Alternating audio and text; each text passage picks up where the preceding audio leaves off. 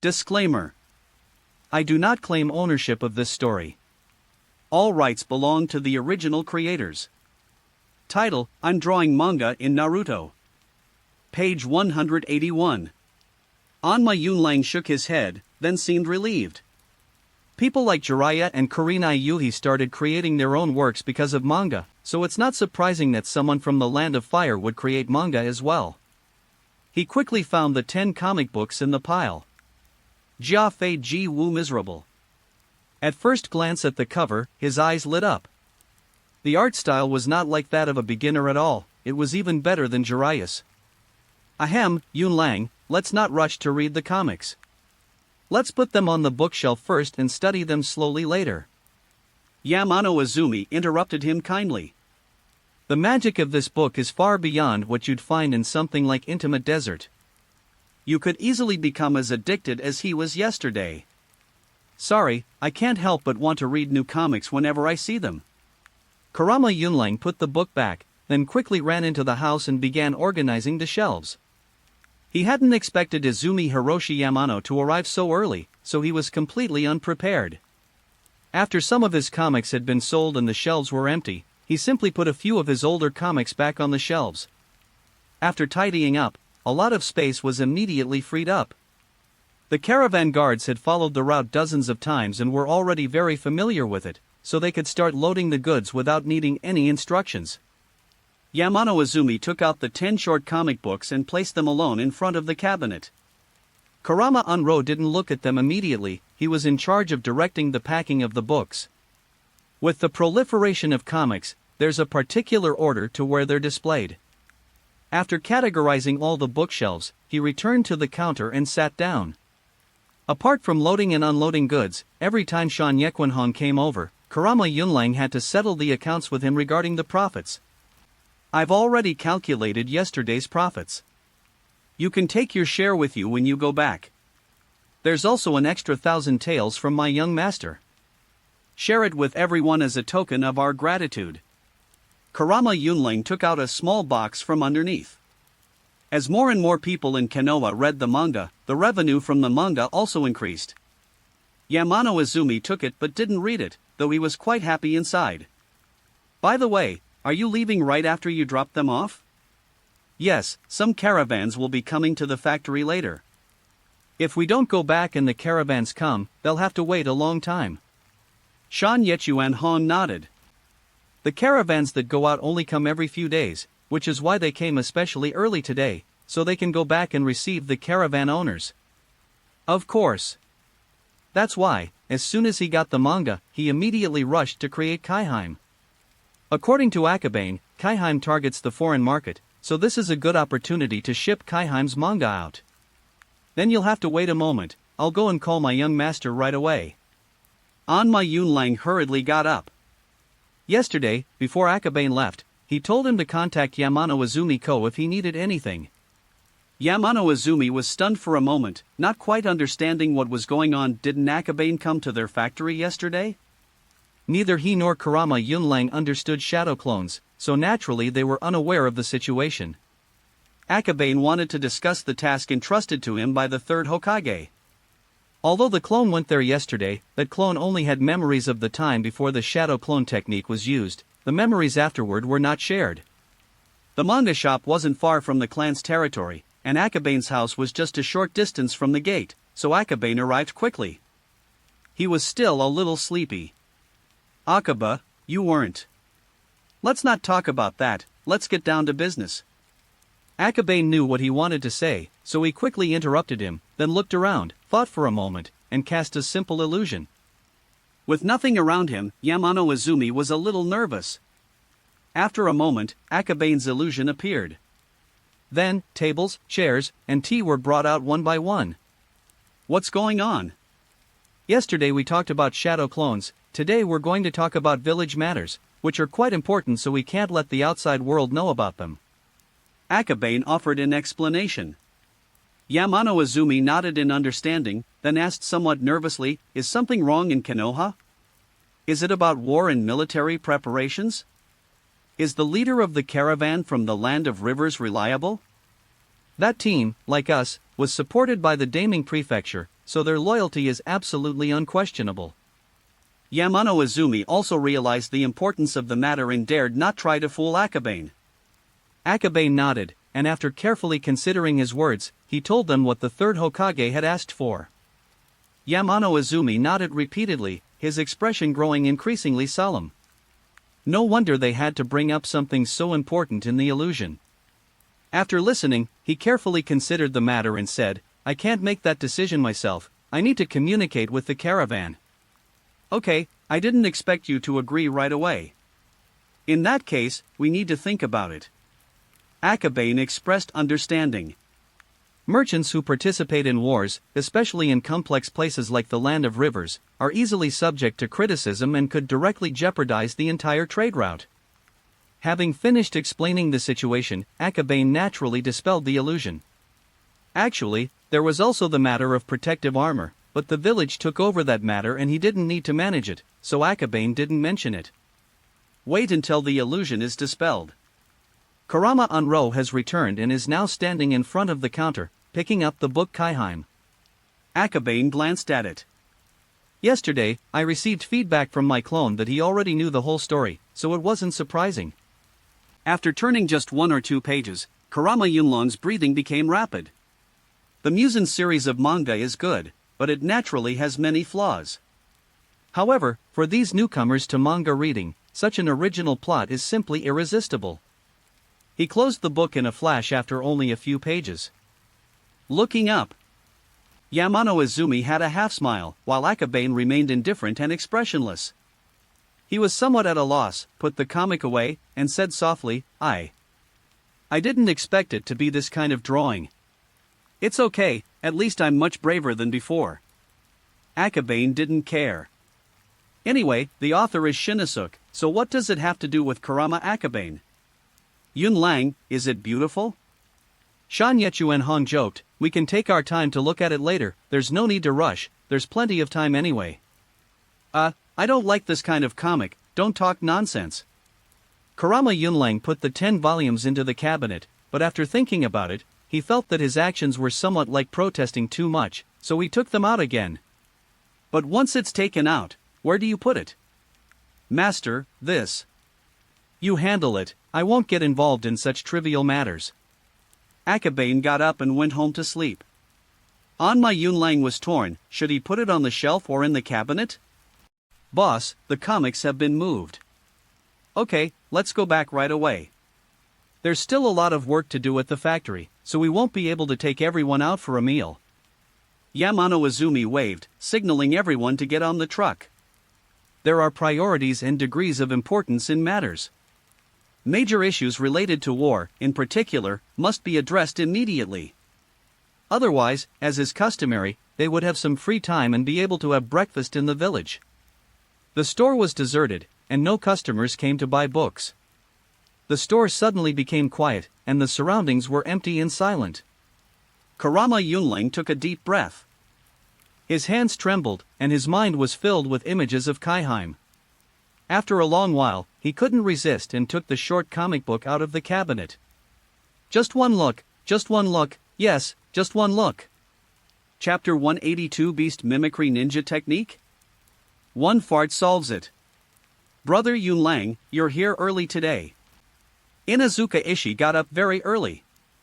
Walking the dogs and training with the ninja dogs every morning is an essential part of the Inazuka clan's morning routine. Even though Inazuka Ishii's talent is average, he has never missed a day of training. Anma Yunlang trembled with fright and immediately hid. The other person was a dozen steps away from him and probably didn't see what was on the screen. Thinking of this, he couldn't help but breathe a sigh of relief. A comic book was delivered this morning, so I moved out a little earlier. Kurama Yunlang forced himself to remain calm. Really? Inazuka Ishii ran over excitedly. The previous volume discussed Kiba Inazuka's battle with Naruto. Although Kiba Inazuka was arrogant, he felt proud to see his family's secret techniques shining brightly in the manga. Therefore, deep down, he was quite looking forward to the plot of the next book. Even though Naruto is the main character, what if he wins? At this stage, Naruto, aside from his Nine-Tails mode which was an overpowered ability, wasn't actually that strong. 2 volumes have been updated this time, but the second volume has fewer comics, so each person can only buy one. Kurama said. With the update from the day before yesterday and the 50 copies sent for temporary printing yesterday, Naruto has been updated from chapter 76 to chapter 84 in one go. As for One Piece, it has been updated to chapter 25. Great! Give me a copy of all the comics updated today. Inuzuka Ishii was extremely excited. This request put Yunlang in a difficult position, as there were quite a few comics updated today, including Naruto, One Piece, and Shinosuke's Kaiheim. Give it all? If we give Kaiheim to him, perhaps Inuzuka Ishii will realize what he was looking at just now. After thinking for a moment, Kurama picked out the latest Naruto and One Piece books from the bookshelf and handed them to Inuzuka Ishii, but didn't give him Kaiheim from under the cabinet. Inuzuka Ishii was so excited that he didn't pay any attention to Kurama's expression. As soon as he got the manga, he pulled up a small stool, spread out the book, and started reading. Upon opening the homepage and seeing Akamaru being held by Naruto in such a position, Inuzuka Ishii couldn't help but feel a pang of sympathy. This position will make the dog very uncomfortable. But when he turned to the next page, he saw something that thrilled him. Akamaru ate the soldier's ration pill. Beast mimicking ninjutsu, Beastman clones. As each secret technique was used, without even looking at the next page, he already guessed what it was. Iwamaru, it's Fong over Fong. Wang Wang. Iwamaru responded and leaped onto his shoulder. Page 182. The tooth-to-tooth technique is one of the more difficult martial arts techniques in their family that they haven't mastered yet. Of course, looking at all the secret techniques, tooth-to-tooth is not the most difficult or the most powerful. Tooth-to-tooth. That's awesome. That's it. He defeated Naruto in one fell swoop. When you're engrossed in art, everyone will want to talk to you for ages. Kurama is in a bad mood right now. To be honest, he wishes Inuzuka Ishii would leave sooner, but it's impossible for him, the shop manager, to say such things. The motto of the comic shop is, as long as you don't pay for free, they welcome you with open arms. After reading the later episodes of chapter 76, Inuzuka Ishii felt that Kiba had the victory in his grasp and there was no way he could lose. However, on the last page, Naruto transforms into Kiba's appearance. Kiba confidently knocked away what he considered his target, but when the person who was knocked away turned out to be Akamaru, he fell into doubt. No way, this silly boy. Inuzuka Ishii sensed something was wrong. Turning to the next chapter, sure enough, Kiba punched Akamaru away. You idiot! You can't even tell which dog was trained from a young age. It's an insult to the family. He was angry and contemptuous. Iwamaru stuck out his tongue and licked it, as if to comfort him. Inuzuka Ishii is not very talented, but he is very devoted to the dog he raised from a puppy. The two have an excellent understanding, and he considers this kind of mistake to be very low level. Is this a deliberate attempt to smear the Inuzuka family? He was indignant and wanted to challenge Akabane to a duel to clear the name of the Inuzuka clan, but then he thought of Akabane's terrifying and ever-evolving illusion techniques. Wang Wang! Iwamaru shouted. Alright, let's let Iwamaru go this time. Inuzuka reassured his companion while continuing to read. From this point onward, he felt that Kiba might have difficulty winning. They've attacked your intelligence, and it's basically gone. As expected, Naruto gradually unleashed his power and had more and more screen time as the story progressed. But using 4 legs to flank from behind and launch a surprise attack with high-speed movement is indeed a fairly common tactic. Inuzuka Ishii didn't shout or yell. Although the tactics were fine, for some reason, he didn't think you could win. The high-speed sneak attack was a success. Kiba circled around, and Naruto didn't even have time to react. His hands were still forming hand seals, so normally Naruto would have almost certainly lost. But. This. Inuzuka Ishii pointed to the painting, repeating it several times, but ultimately couldn't find the words to say. It seems like it really works? Inuzuka Ishii simulated the battle situation, and his face turned completely green. Fart? It can still be like this. He had always thought that the family's secret techniques were perfectly fine, but he never expected that there was a way to break them outside of ninjutsu. This is hilarious. From now on, everyone will carry a wad of dung when they fight. They'll throw it at any Inuzuka clan member who uses beast-like magic. Who can withstand that? Is there a problem with the comic? Kurama Yunlang was somewhat puzzled. The child's expression changed so quickly, it only took half a minute for him to go from excitement to despair. I have something to do, I have to go now. Inuzuka Ishii realized that his technique did indeed have a flaw in this respect. Alright, take care. Kurama Yunlang didn't understand, nor did he want to understand. The faster Inuzuka Ishii walked, the happier he became. Once he could no longer see anyone, he took out a manga from the cabinet and continued reading. Where were we just seeing? Okay, let's start from the beginning. Kurama Unro turned to the first page and saw the familiar scene, which immediately lifted his spirits. Although customers came and went from time to time, it did not dampen his enthusiasm for reading comics. He finally finished reading the thin volume when the streets became more crowded. Does it look good? A voice came from behind. Nice. Kurama Yunlang did not answer, but nodded heavily. Then he realized something was wrong. Young master, when did you arrive?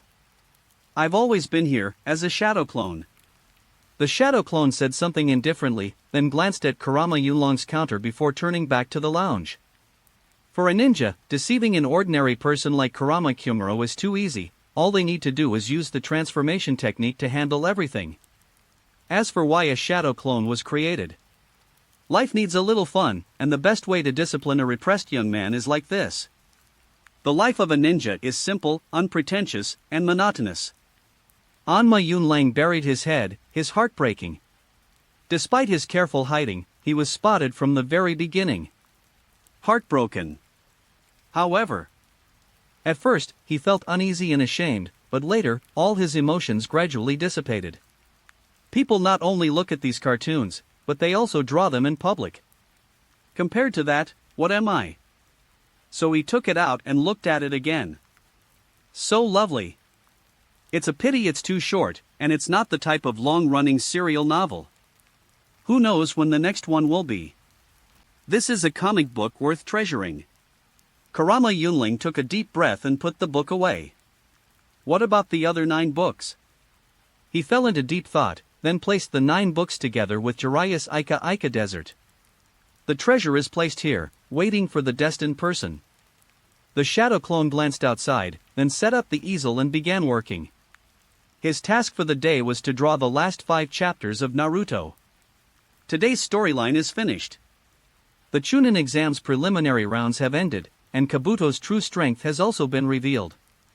The most important thing is, Jiraiya made an appearance. One of the legendary Sannin, the Toad Sage of Mount Mayaboku, makes his official appearance. The other side. Akabane returned home, intending to go to sleep. However, with the enhancement of physical strength and mental power, it seemed very difficult to fall asleep quickly after getting enough sleep. After lying there for a while without falling asleep, I simply opened the exchange list to check my recently added exchange abilities. I haven't opened the panel for 2 days, and there are now many more redemption options. Examples include Beast Ninja Technique, Four-Legged Technique, and Tooth-to-Tooth Technique. However, none of these seem to be of much use to Akabane.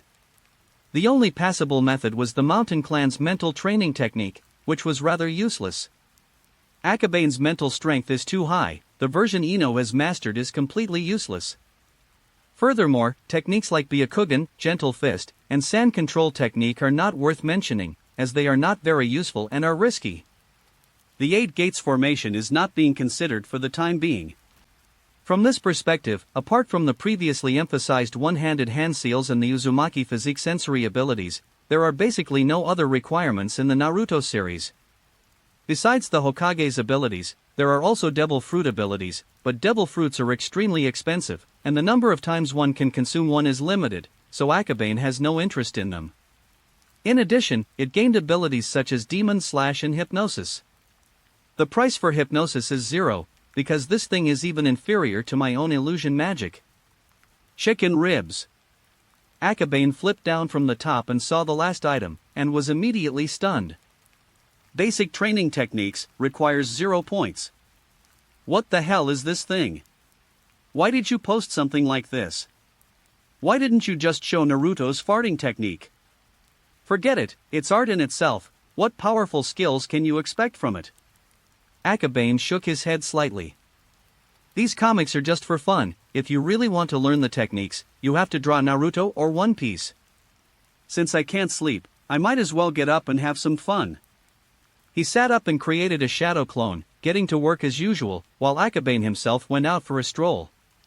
The comic just updated, time to go visit him in prison. Chapter 183, Is Hard Work Useful? Except for Kaiheim, give me 2 servings of everything else. Akabane went to the comic book shop. Orochimaru and Tsunade live like they're in prison every day. The last time I visited them, they were eating like crazy, which was both funny and a little admirable. So now that the update is out, he's going to visit them and see how they're doing. Young master, what are you doing with these? I went to see 2 people, and then I left. Akabane picked up his things and went out to buy some things.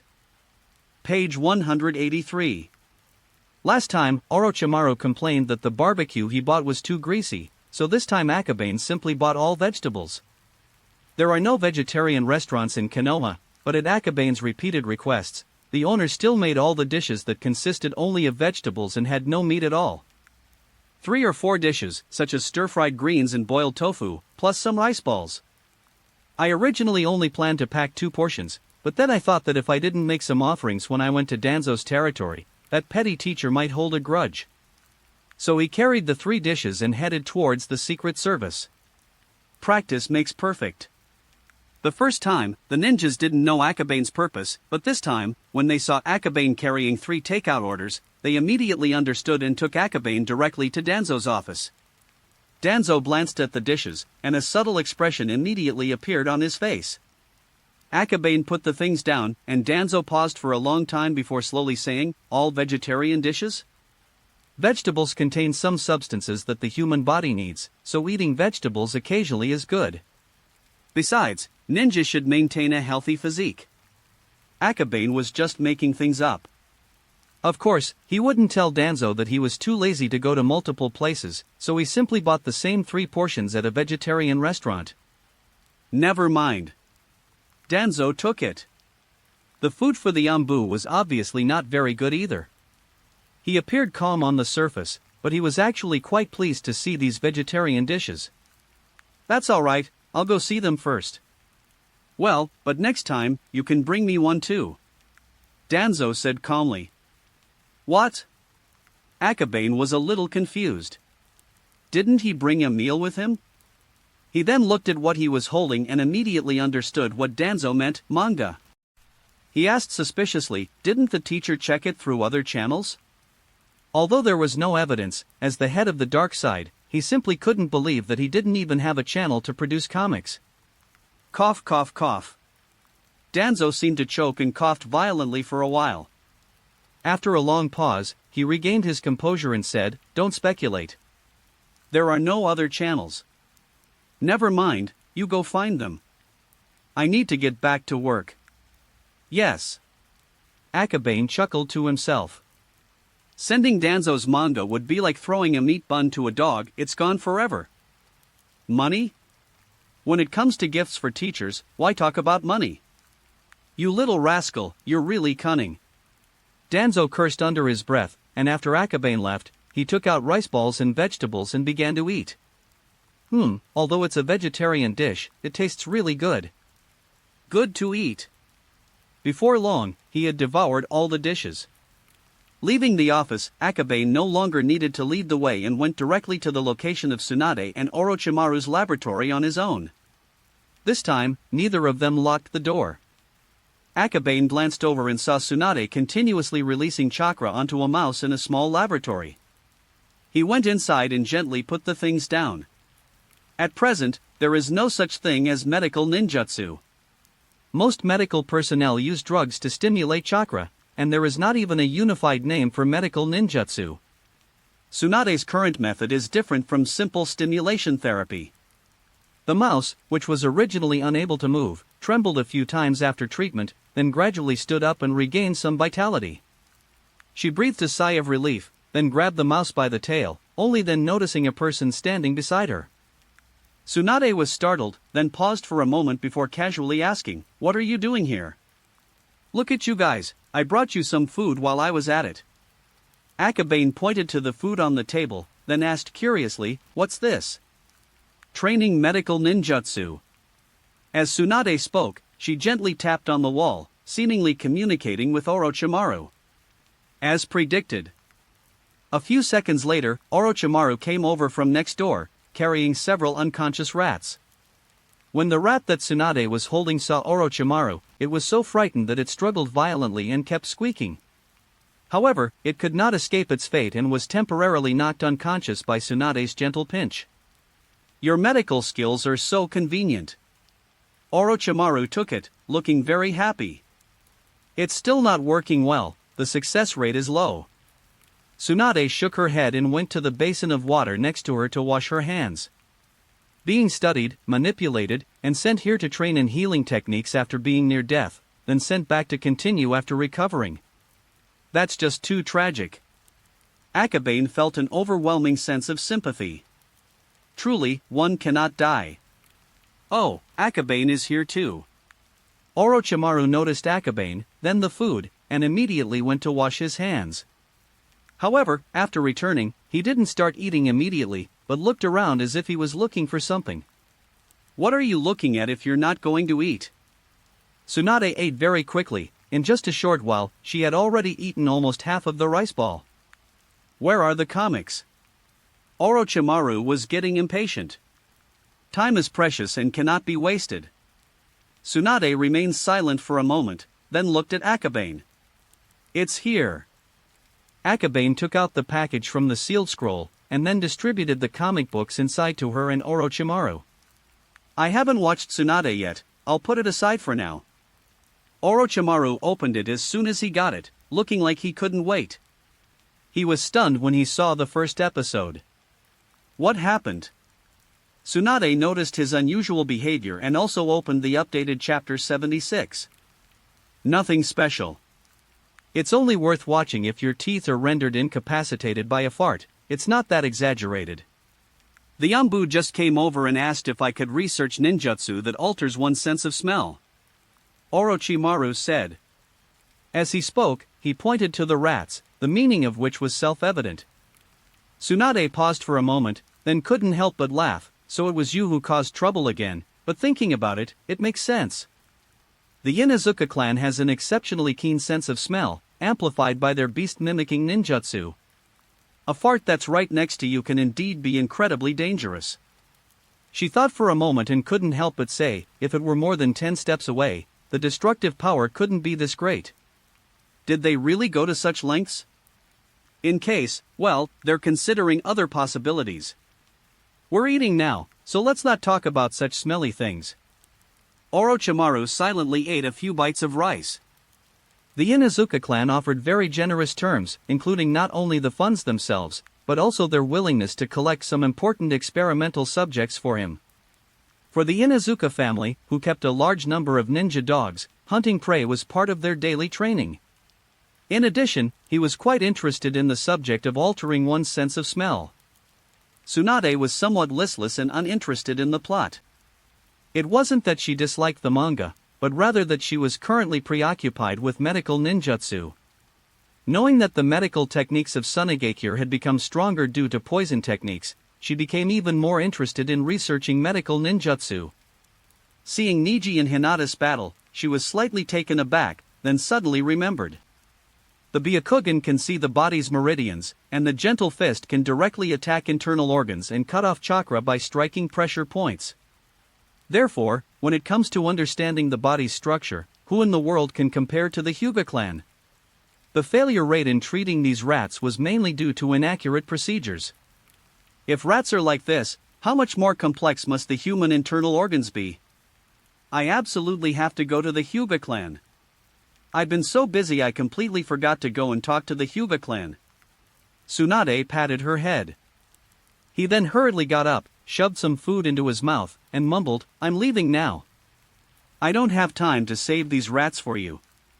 You'll have to deal with them yourself." Orochimaru was about to speak when Tsunade had already vanished in a flash. "You'll get used to it." Researchers get excited when they have an inspiration. Akabane coughed lightly and said. Orochimaru felt a pang of heartache looking at the unconscious rats.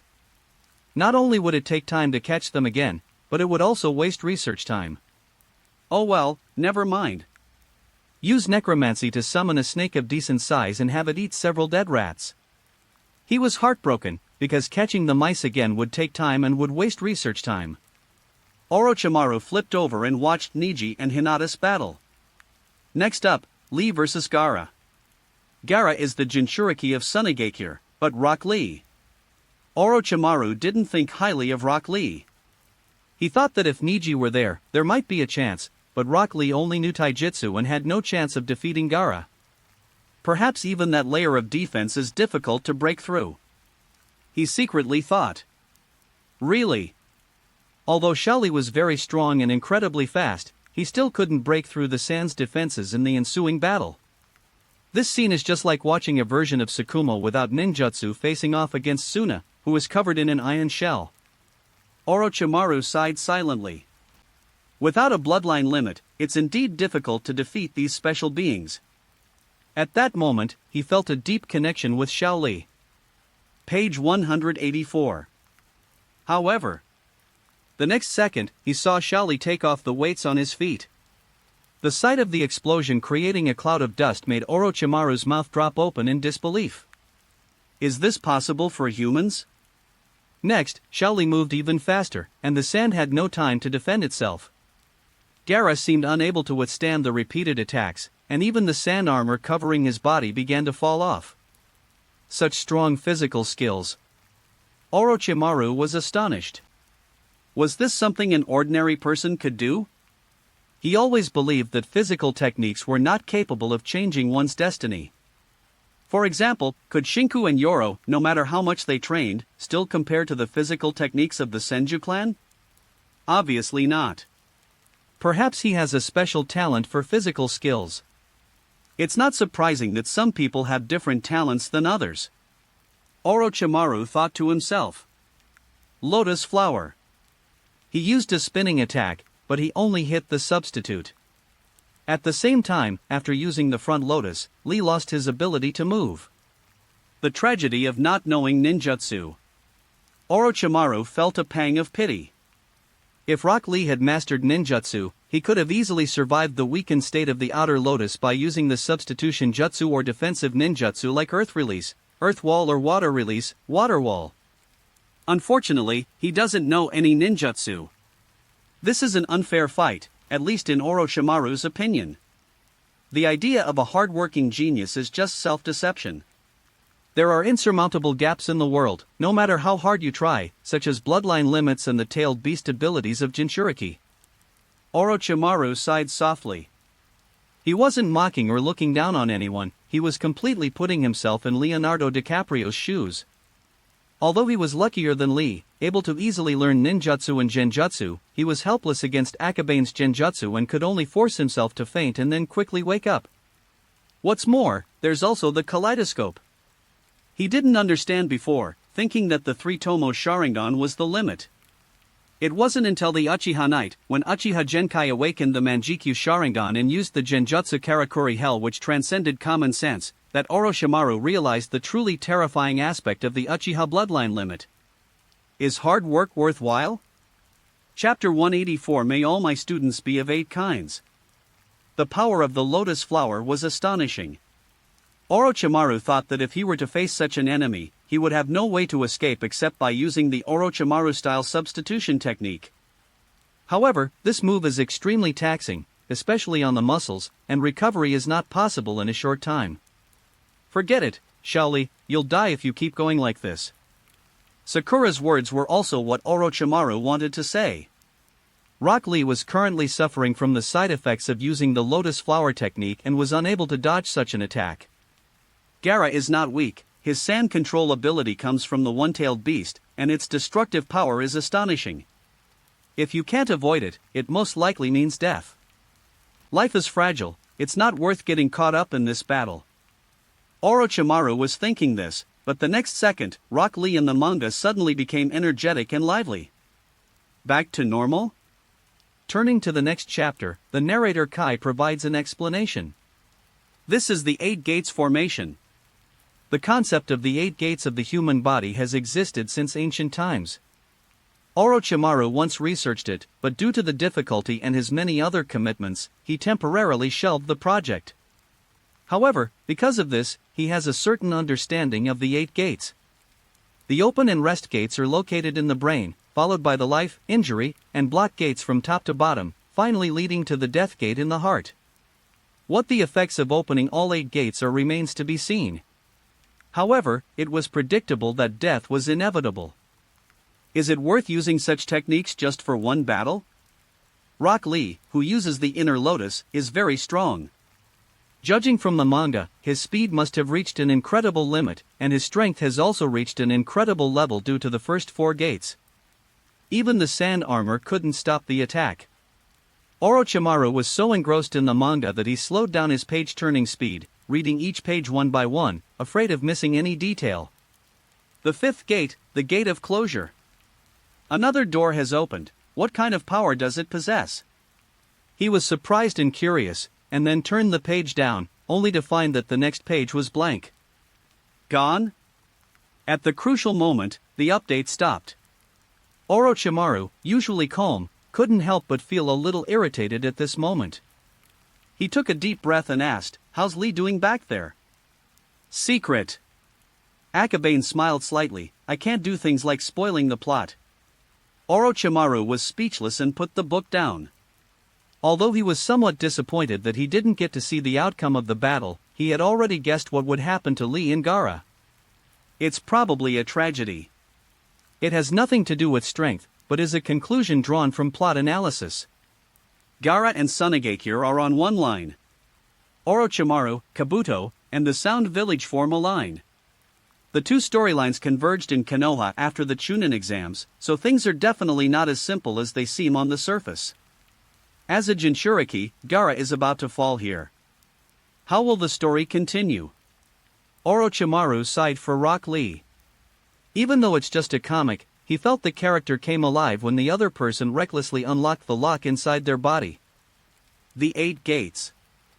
To master this technique, one needs a strong physique, as well as the courage to sacrifice and disregard everything.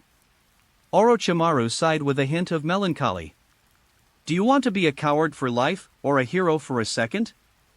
This is the Eight Gates formation. The first 7 gates of the Eight Gates formation can have their side effects mitigated through continuous training and practice. Only opening all 8 gates would likely result in death, but that doesn't stop Akabane from using that statement here. If this skill really exists, I'm probably the type of person who would never be able to master it in my entire life. Orochimaru made a self-deprecating remark.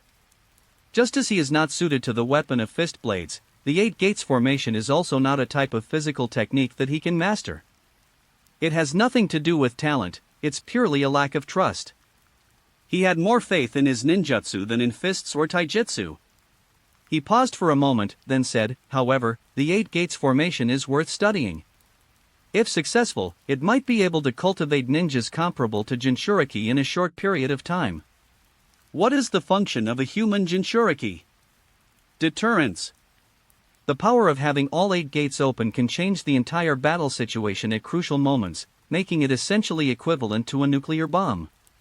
Studying the 8 gates formation is easy, but mastering it is extremely difficult. Akabane stretched.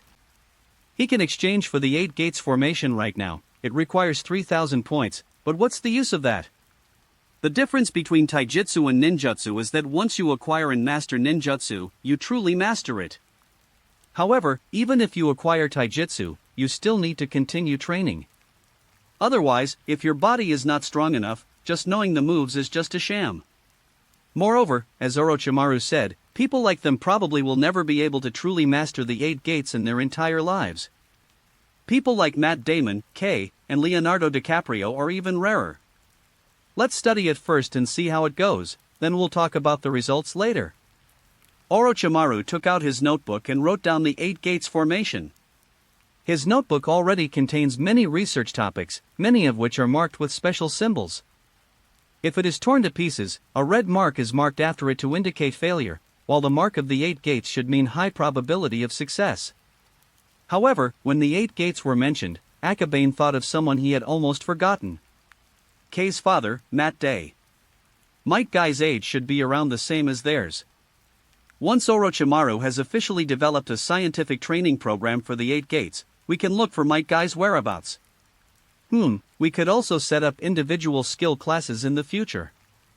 We must train each of them to the bone, striving to produce more talents with the 8 gates formation.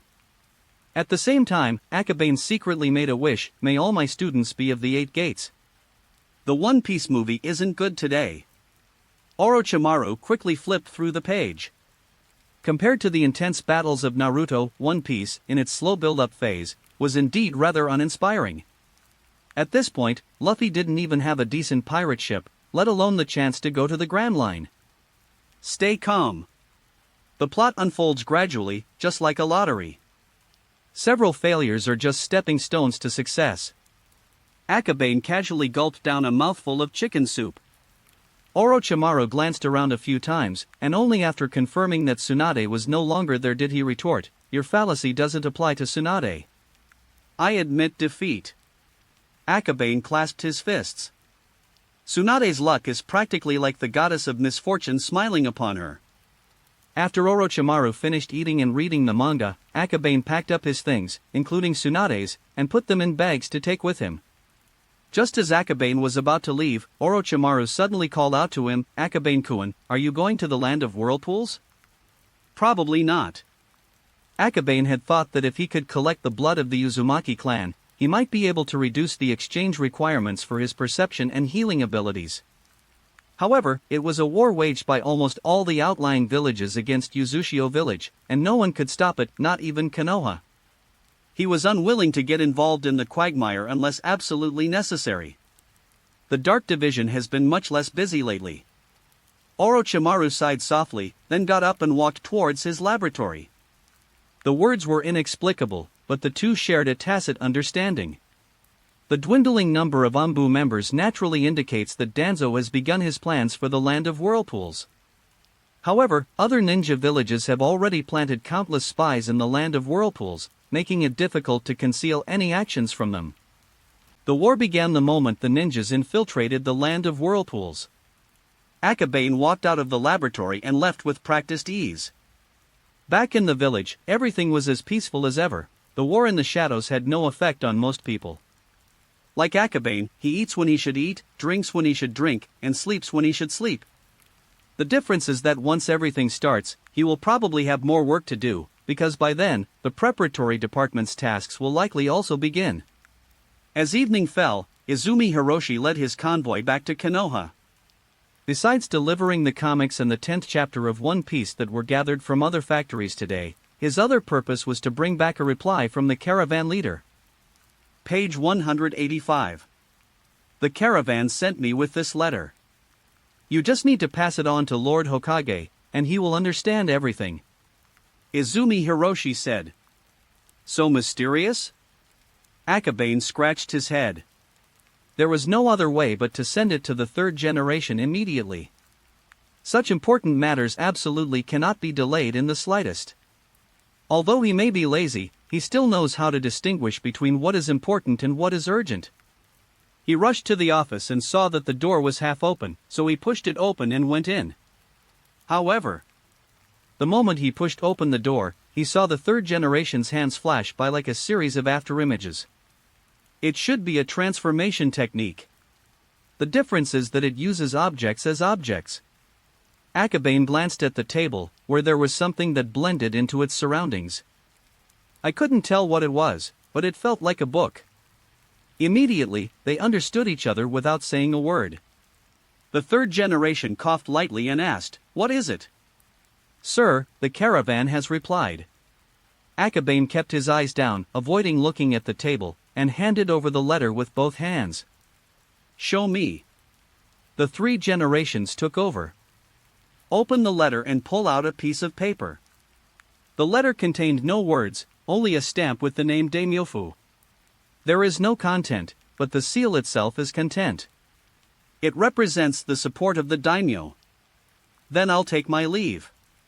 Akabane made a hand seal, preparing to teleport away. What if I disturb the 3rd generation while they're reading, and they get upset and throw a bunch of tasks at me? Wait a minute. The 3rd Hokage stopped him, thought for a moment, and then said, Go to the Hyuga clan and call the clan leader over. What? Akabane pointed to himself, somewhat incredulous. Is this the work he did? Where are the Naruto's ninja guards? The guards are all out on a mission, so you go in my place. The 3rd generation waved his hand impatiently and gave the order directly. That's okay. The order was as heavy as a mountain, and no matter how unwilling Akabane was, he had no choice. After thinking for a moment, he said, You have to give me a token, otherwise the Hyuga clan might not let me in. At the last banquet hosted by Hyuga Kazuhiko, he managed to offend the Hyuga family to some extent. Later, the Kurama clan rejected the Hyuga clan's overtures, adding another layer of grudge. The Hyuga clan leader didn't care, but troublemakers are like the king of hell who are easy to mess with but troublesome underlings. Take this with you. The 3rd generation removed an ornament from their waist. This was an item he carried with him, engraved with Hiruzen Saratobi's name, enough to avoid unnecessary trouble. Akabane took it and then went out to make a trip to the Hyuga clan for him. Actually, he really wanted to complain. Is it really necessary to send all your subordinates away just to read a comic? Even those of us who don't come here often know your character, let alone your guards. These words cannot be said directly, otherwise 3 generations will definitely cause him trouble. However, it's understandable. People are like that, even if they know they've been seen through, they'll still try to cover it up. This is a classic example of burying one's head in the sand. Chapter 185 What you're forced to do, you can't escape. They came to the Hyuga family. Unfortunately, the goalkeeper today is Hyuga Kazuhiko. He is a member of the branch family, but not particularly outstanding, and he does spend most of his time training and working in the family after graduation. Of course, this is probably related to the failure of the last banquet. Therefore, upon seeing Akabane, her eyes held a resentful look. The scene was somewhat awkward. Akabane coughed lightly, reached into his purse, and found that the comics had been put back in the shop. He had no choice but to take out the 3rd Hokage's personal seal and say, I have come to discuss matters with the Hyuga clan leader on the orders of the Hokage. Hinata Kazuhiko remained silent for a moment, then pointed inside, too lazy to even reply. Okay, thank you. Akabane didn't provoke him, and after learning the direction, he went in on his own. Hyuga Kazuhiko couldn't help but ask his senior brother, why am I only on guard duty while others are already running errands for the Hokage? I'm not having it. They're all the same age, so why is he so outstanding? That's a good question. The other elder member of the Hyuga clan guarding the gate fell silent. He had stood there for 7 or 8 years, and at first he had had the same question, but now, used to it. At first, it wasn't a big deal, but upon hearing those words, Hinata Kazuhiko almost burst into tears. That's heartbreaking. The Hyuga clan is very old, and their architectural style is quite different from that of the outside world. Their family doesn't have an election system, instead, it's a clan-based system, so you can tell where the clan head's house is just by looking at it. After wandering around for a while, they soon encountered a Hyuga ninja. Kurama Akabane? What are you doing here in our clan? I am here on the orders of the Hokage to discuss matters with your clan leader. Akabane took out the seal. The other person glanced at it, then nodded, walked ahead to lead the way, and said, the clan leader and Tsunade are in the library, not at home. Please follow me. Thank you. Akabane knew that the other party must have observed him with their Byakugan and was waiting here on purpose. After walking for a while, he saw Tsunade and the head of the Hyuga clan come out from the front. Tsunade was carrying a pile of books, which she guessed were all brought out from the library. "What are you here for?"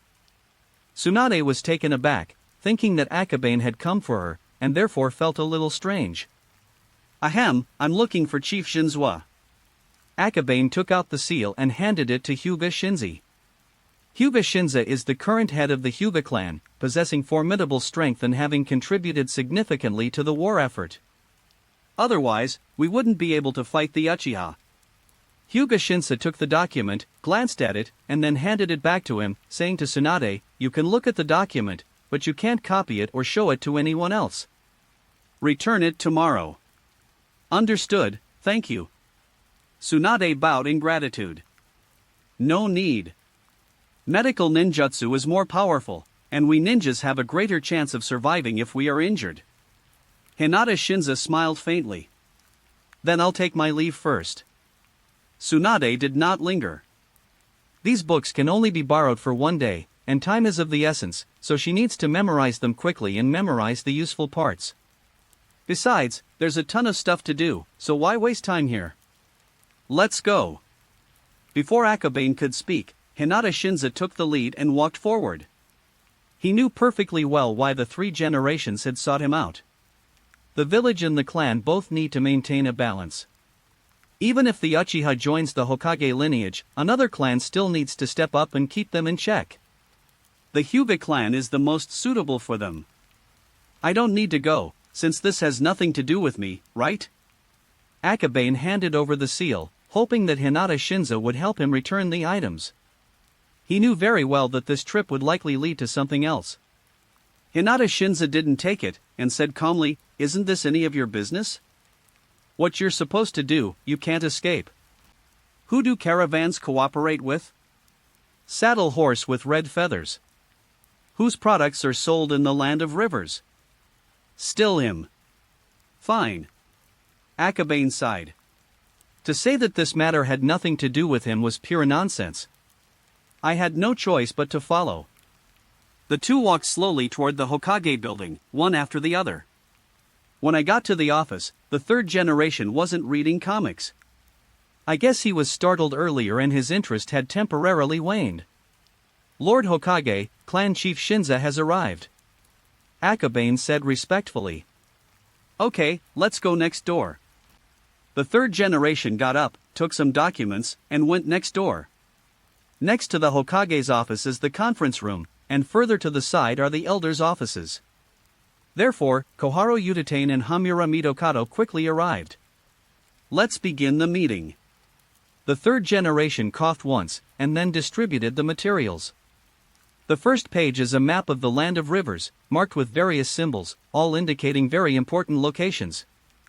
Page 186. Hinata Shinza glanced at it a few times, then asked, "How's the communication with the caravan going?"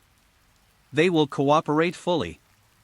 The third generation produced the blank letter sealed with the daimyo's seal, the meaning of which was self-evident. Shinsaku Hyuga nodded, saying nothing. "Akabane, you've been to the land of rivers, and the caravans there cooperate with you. Tell me about the situation there," Xiaochun said after turning to bed. "Really?" As Hinata Shinza said, it was his job, and he couldn't avoid it no matter how hard he tried. Akabane sighed inwardly and thought for a moment about what to say. Then, pointing to a location on the map, he said, "The caravan's final destination is here, Chaochuan Town. It is an important transportation hub in the land of rivers, and most of the rogue ninjas also run here." "Are there any people from Sunagakure over there?" "Reconnaissance is not so simple. If the population is mixed, it will be difficult for them to distinguish each other's identities, and their infiltration work will also be at risk of being exposed. When we arrived, there was a rogue ninja from Sunagakure, but he was later killed, supposedly by the Mist Ninja." "The Mist Ninja." The third Hokage frowned slightly. Kirigakure was overseas, and the rogue ninja had run off to the land of rivers, which was far inland. That was quite an idea. However, he didn't pay attention to these things and let Chiyu continue. Then, Akabane recounted his experience in Chaochuan. After a moment of contemplation, the third generation leader and the two elders spoke up. "Clan Chief Shinzua, what do you think? If I were to lead the reconnaissance, I would suggest that the Inuzuka, Gecko, and Hataki clans send people to infiltrate Ayakawa town with the caravan, while our Hyuga clan secretly crosses the border and monitors from the outside using the Byakugan. Shinsaku Hyuga is very careful with his words, leaving no room for criticism. The Ambu can't help, so the reconnaissance work in the Land of Rivers is entrusted to you. You must monitor every move of Sunigakure and report back to the village immediately if there is any disturbance. The third Hokage's statement essentially indicates his agreement with Hyuga Shinso's policies. Akabane kept his eyes down, his mind at ease, and did not speak or participate in these political affairs.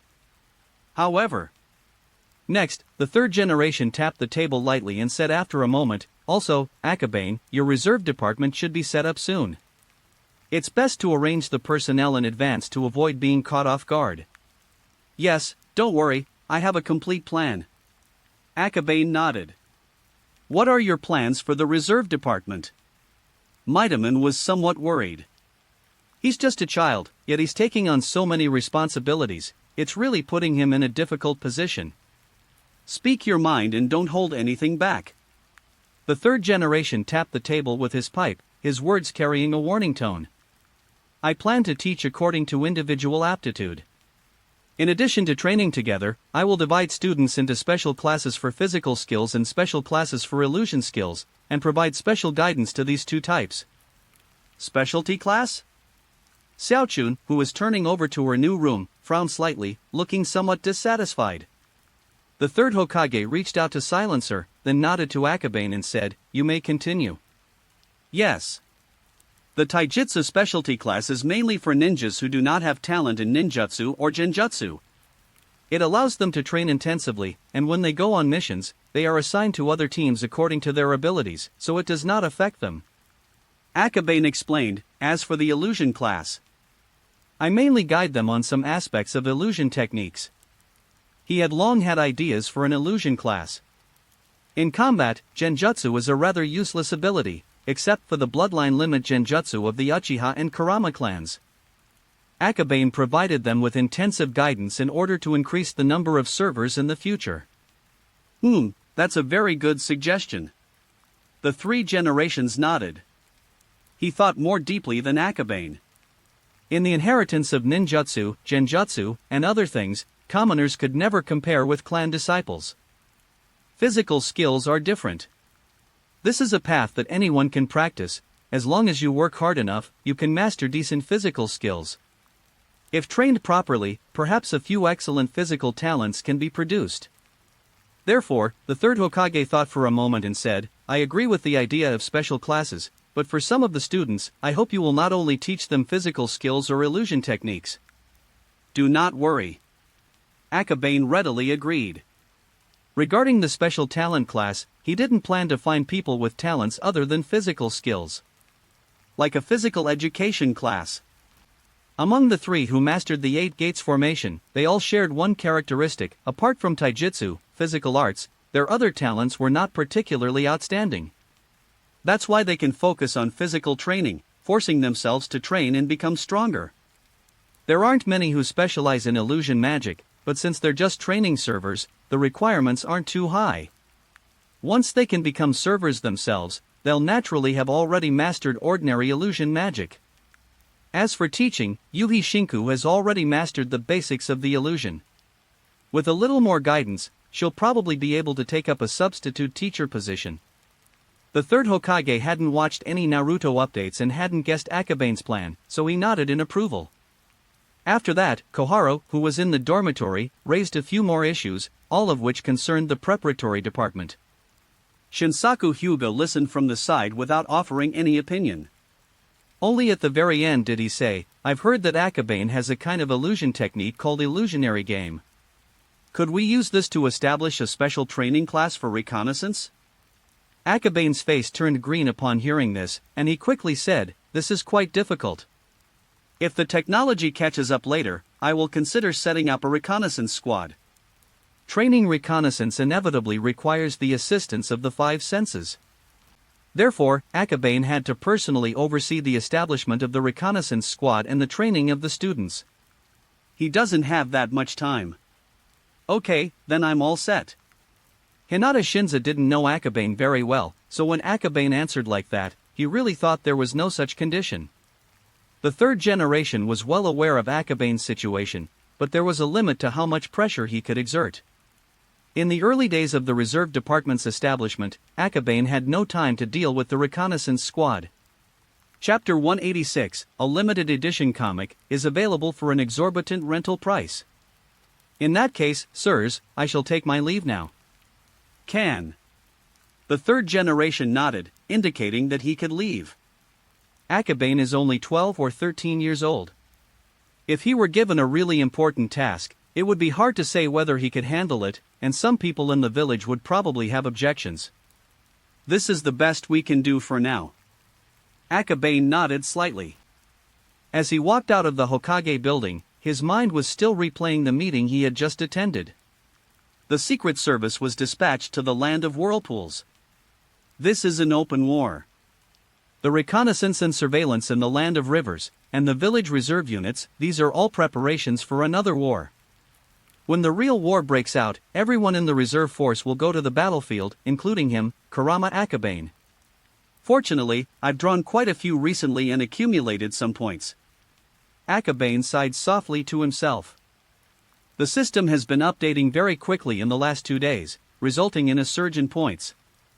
The system panel now shows over 2,600 points. These points are enough to redeem both perception abilities and healing enhancements simultaneously.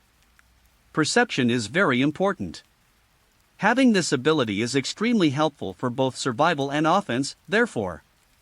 Back in the comic shop's break room, he immediately exchanged his enhanced perception abilities. 1,000 points will be deducted. Then, the system's power began to manifest. There were no physical changes, but Akabane felt that his control over his mental energy was more refined, and his perception of his surroundings was clearer. He can sense changes in his surroundings as soon as he closes his eyes. Almost half the village. Akabane took a deep breath, then quickly withdrew his senses. This is not the limit. The reason he only covered half the village was because he dared not extend his sensory abilities to the Senju clan. If Mito Uzumaki could sense them, he would be doomed. Of the abilities of the Uzumaki clan that have been exchanged for, only the healing ability remains unexchanged. The Uzumaki clan's healing ability allows them to recover by having someone bite their skin, making their healing power even stronger than many medical ninjutsu that would follow. However, the thought of his body covered in other people's teeth marks made Akabane feel a chill, and even though he could heal himself, he still couldn't bear it. With over 1,500 points remaining, 1,000 were exchanged for one-handed hand seals, and the remaining 500 were used to add 2 points of mental power. As the attributes improve, the price becomes increasingly expensive. Difficult. Akabane sighed as he looked at his points, which had now dropped to double digits. Although the One Piece manga had just arrived and he hadn't fully digested the previous 2 Naruto volumes, the departure of the Yambu during the war meant he had lost many sources of points. We need to keep working hard. He then sorted through the memories in his mind. One-handed hand seals are not a bloodline limit, many people can master this skill through continuous practice. The system-generated product is top tier from the moment it's redeemed. One-handed hand seal, Earth Escape. In just a second or two, the hand seal was successfully formed. Although it's a little slower than forming hand seals, it's still quite fast compared to a normal person. Akabane returned to his room and crawled out of the ground. He was quite satisfied with his one-handed hand seals, which would greatly enrich his attack methods in the future, for example, using one hand to manipulate 2 pens with puppetry, and using the other hand to perform hand seals for some ninjutsu with fewer seals. Or it can be combined with hand seal ninjutsu, such as super strength or Rasengan. In short, it has many uses. Akabane ignored his clone who was frantically drawing and got up to leave, but just as he stepped out of the lounge. Jiraiya? What's that guy doing sneaking around like that? With heightened perception, one slightly uncomfortable thing is that you can unconsciously sense what people around you are thinking. Such as now. Akabane didn't pay much attention, but Jiraiya was immediately perceived as if by a guiding light. For some reason, this guy was hiding under Kurama Unro, seemingly planning a sneak attack. Yunlang, have you offended Jiraiya recently? Jiraiya? No, there isn't. Kurama Yunlang looked bewildered, not understanding why Akabane asked such a question. Page 187. Akabane stamped his foot and said, "Why are you hiding? Come out. What's the situation?" Kurama Yunlang was puzzled, but the next second, he saw Jiraiya emerge from the ground and suddenly appear in front of him in front of the counter. He, brother Yunlang, I heard you got a manga called Kaiheim. Could you let me have it? Jiraiya rubbed his hands together in a lewd manner. Akabane glanced back. Wow, all 9 comic books on the bookshelf have been bought? There are quite a few gentlemen in Konoha. Are you kidding me? Anma Yunlang immediately exploded. That was the last copy, and Yamano Izumiko came over in the afternoon and asked him about it. There were only 10 copies left in Konoha, and the rest would be shipped overseas for sale. How can we give away a limited edition treasure? Please, brother Yunlang, that's definitely a masterpiece. It's very meaningful to me. Besides, don't you hate this kind of comic the most? Jiraiya jumped up, his face filled with indignation and sorrow. If he hadn't been imprisoned on Mount Mayaboko by the Toad Sage these past few days, he wouldn't have only just returned to Konoha, nor would he have only just learned about the new Kaiheim. Who says I hate it the most? I hate your terribly low-quality comics. Anma Yunlang remained unfazed. Akabane realized that Jiraiya was hiding underneath, probably trying to steal the manga. He glanced at him, then walked past him, intending to leave. Jiraiya immediately grabbed him. What? Please put in a good word for me, and I'm willing to pay 10 times the price. Jiraiya pleaded shamelessly. Akabane was helpless. It was just an art comic, yet it had managed to steal the spotlight of a rare, out-of-print artwork.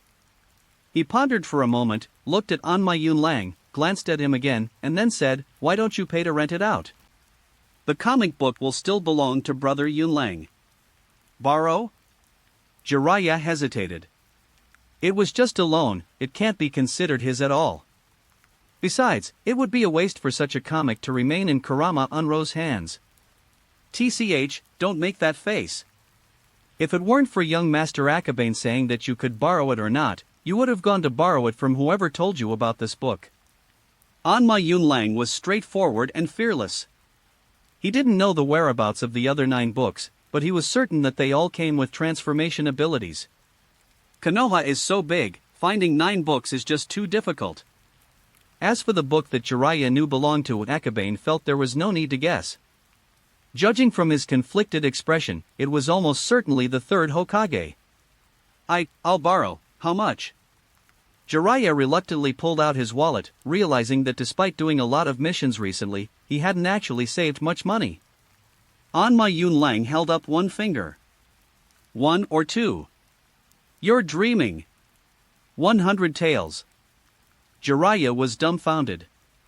100 taels a day? Why don't you just rob someone? Akabane shrugged, indicating his helplessness. The goods belong to Yunlang, so he can set the price himself. That's what business is all about. As for him, neither dissuasion nor encouragement was offered.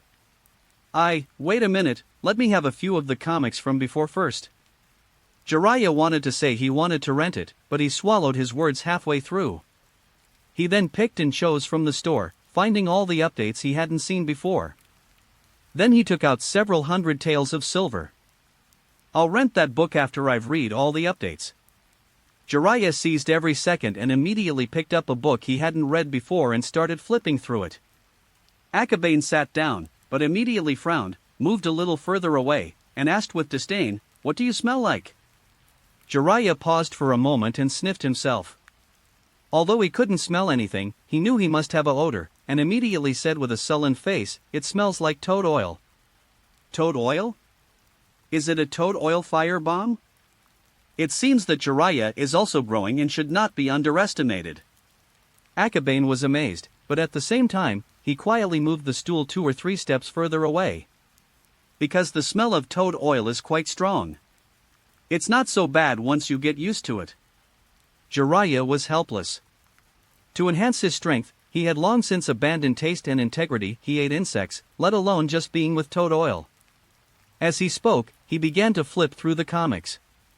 He hadn't been here for a few days, so he was already quite far behind on the updates, which allowed him to read 4 books in one go. After looking at it for a short while, his eyes lit up. This sound ninja is so cute, and Ino is so pretty. Wow, I can picture this technique. Jiraiya watched for a while and roughly saw the plot where Ino used a secret technique to enter Gold's body and control it. However, it was clear that what he was thinking was not as innocent as in the manga. Yes, this plot will be perfect for the next book. Jiraiya was also very excited. Just thinking about it made him feel incredibly excited. He finished the book very quickly. Except for the few female characters, he read it a little slower, but afterwards he turned a page almost every few seconds, which was incredibly fast. When it came to Sakura and Ino's battle, he got excited again. Wow, both sisters are so cute, twin sisters are great too.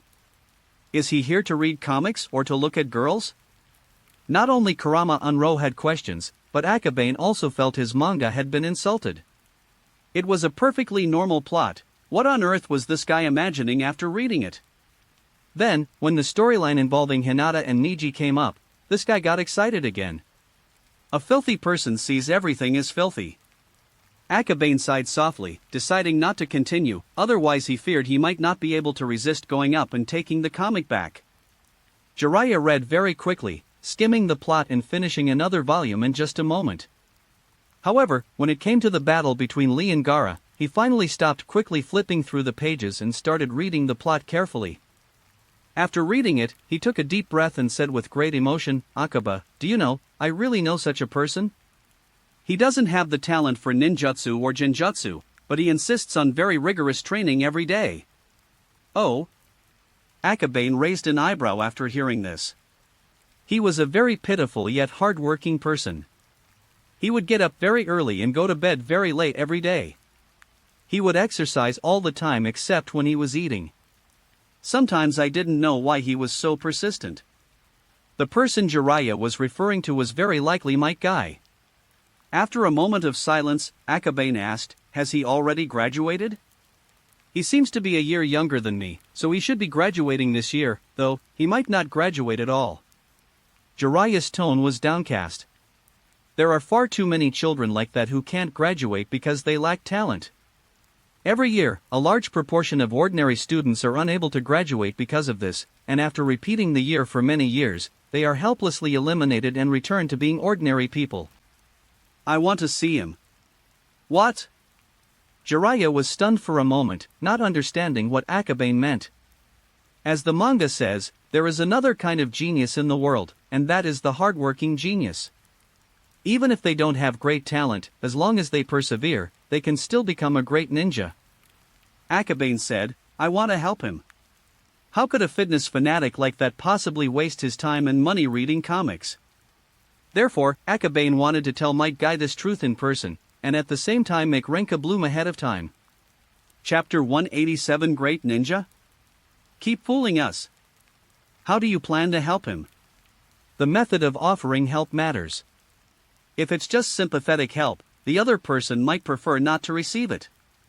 Because he didn't know how to help, Jiraiya never interfered in the other person's life. Encouragement, opportunity. Akabane uttered 2 words. The theory of the 8 gates formation is not difficult. What is difficult is that someone can persevere in practicing and implementing it. People like Matt Day are exactly the kind of candidates that physical skills training programs need most. Of course. Might Guy himself, as long as he knows the theory, can also develop the 8 gates. However, compared with professional researchers like Orochimaru with extremely high knowledge reserves, his method is too simple and crude, and it is easy to go astray. When will you learn Danzo's ways? Jiraiya sighed helplessly, then quickly flipped through the book. We probably won't find them if we go now. Let me finish reading the manga first. He didn't know where Might Guy was every day, and besides, he hadn't been to Konoha for 3 days, so how would he know what was going on? In addition, he was also curious. What exactly does Akabane mean by encouragement and opportunity? The two tacitly refrained from explaining, as places like comic book shops are crowded and chaotic, and some confidential matters are not suitable for discussion. One Piece updates are infrequent, only a short while, and I finished reading it quickly. Akabane wasn't in a hurry. He has nothing to do anyway, so even if he goes home, he won't start painting, since he already has a clone working over there. Jiraiya kept reading them until he finally put them all together. Reference complete. But the most precious one. He looked at Anma Yunlang with some longing, but when he thought of the exorbitant price of 100 taels a day, his face immediately fell. So, do you want to borrow it? Kurama Yunlang chuckled strangely, convinced that he had Jiraiya completely under his control. Page 188. This guy will definitely lend it. Come again tomorrow. Jiraiya was also reluctant, but today he had to help Akabane find that boy who only knew taijutsu, so he didn't have time to read or study and could only borrow the book tomorrow. Poor. His sorrowful and reluctant expression made Akabane hesitate. It's just a comic book. However, after thinking about it, he still didn't let Jiraiya go to the factory to get it. The books he borrowed might inspire him to work harder and help him learn the essence of the comics more quickly, which is also a form of motivation. Let's go find that person. Jiraiya tidied up the comics in his hands. And many more. Akabane selected the entire Naruto series and sealed it into a sealing scroll.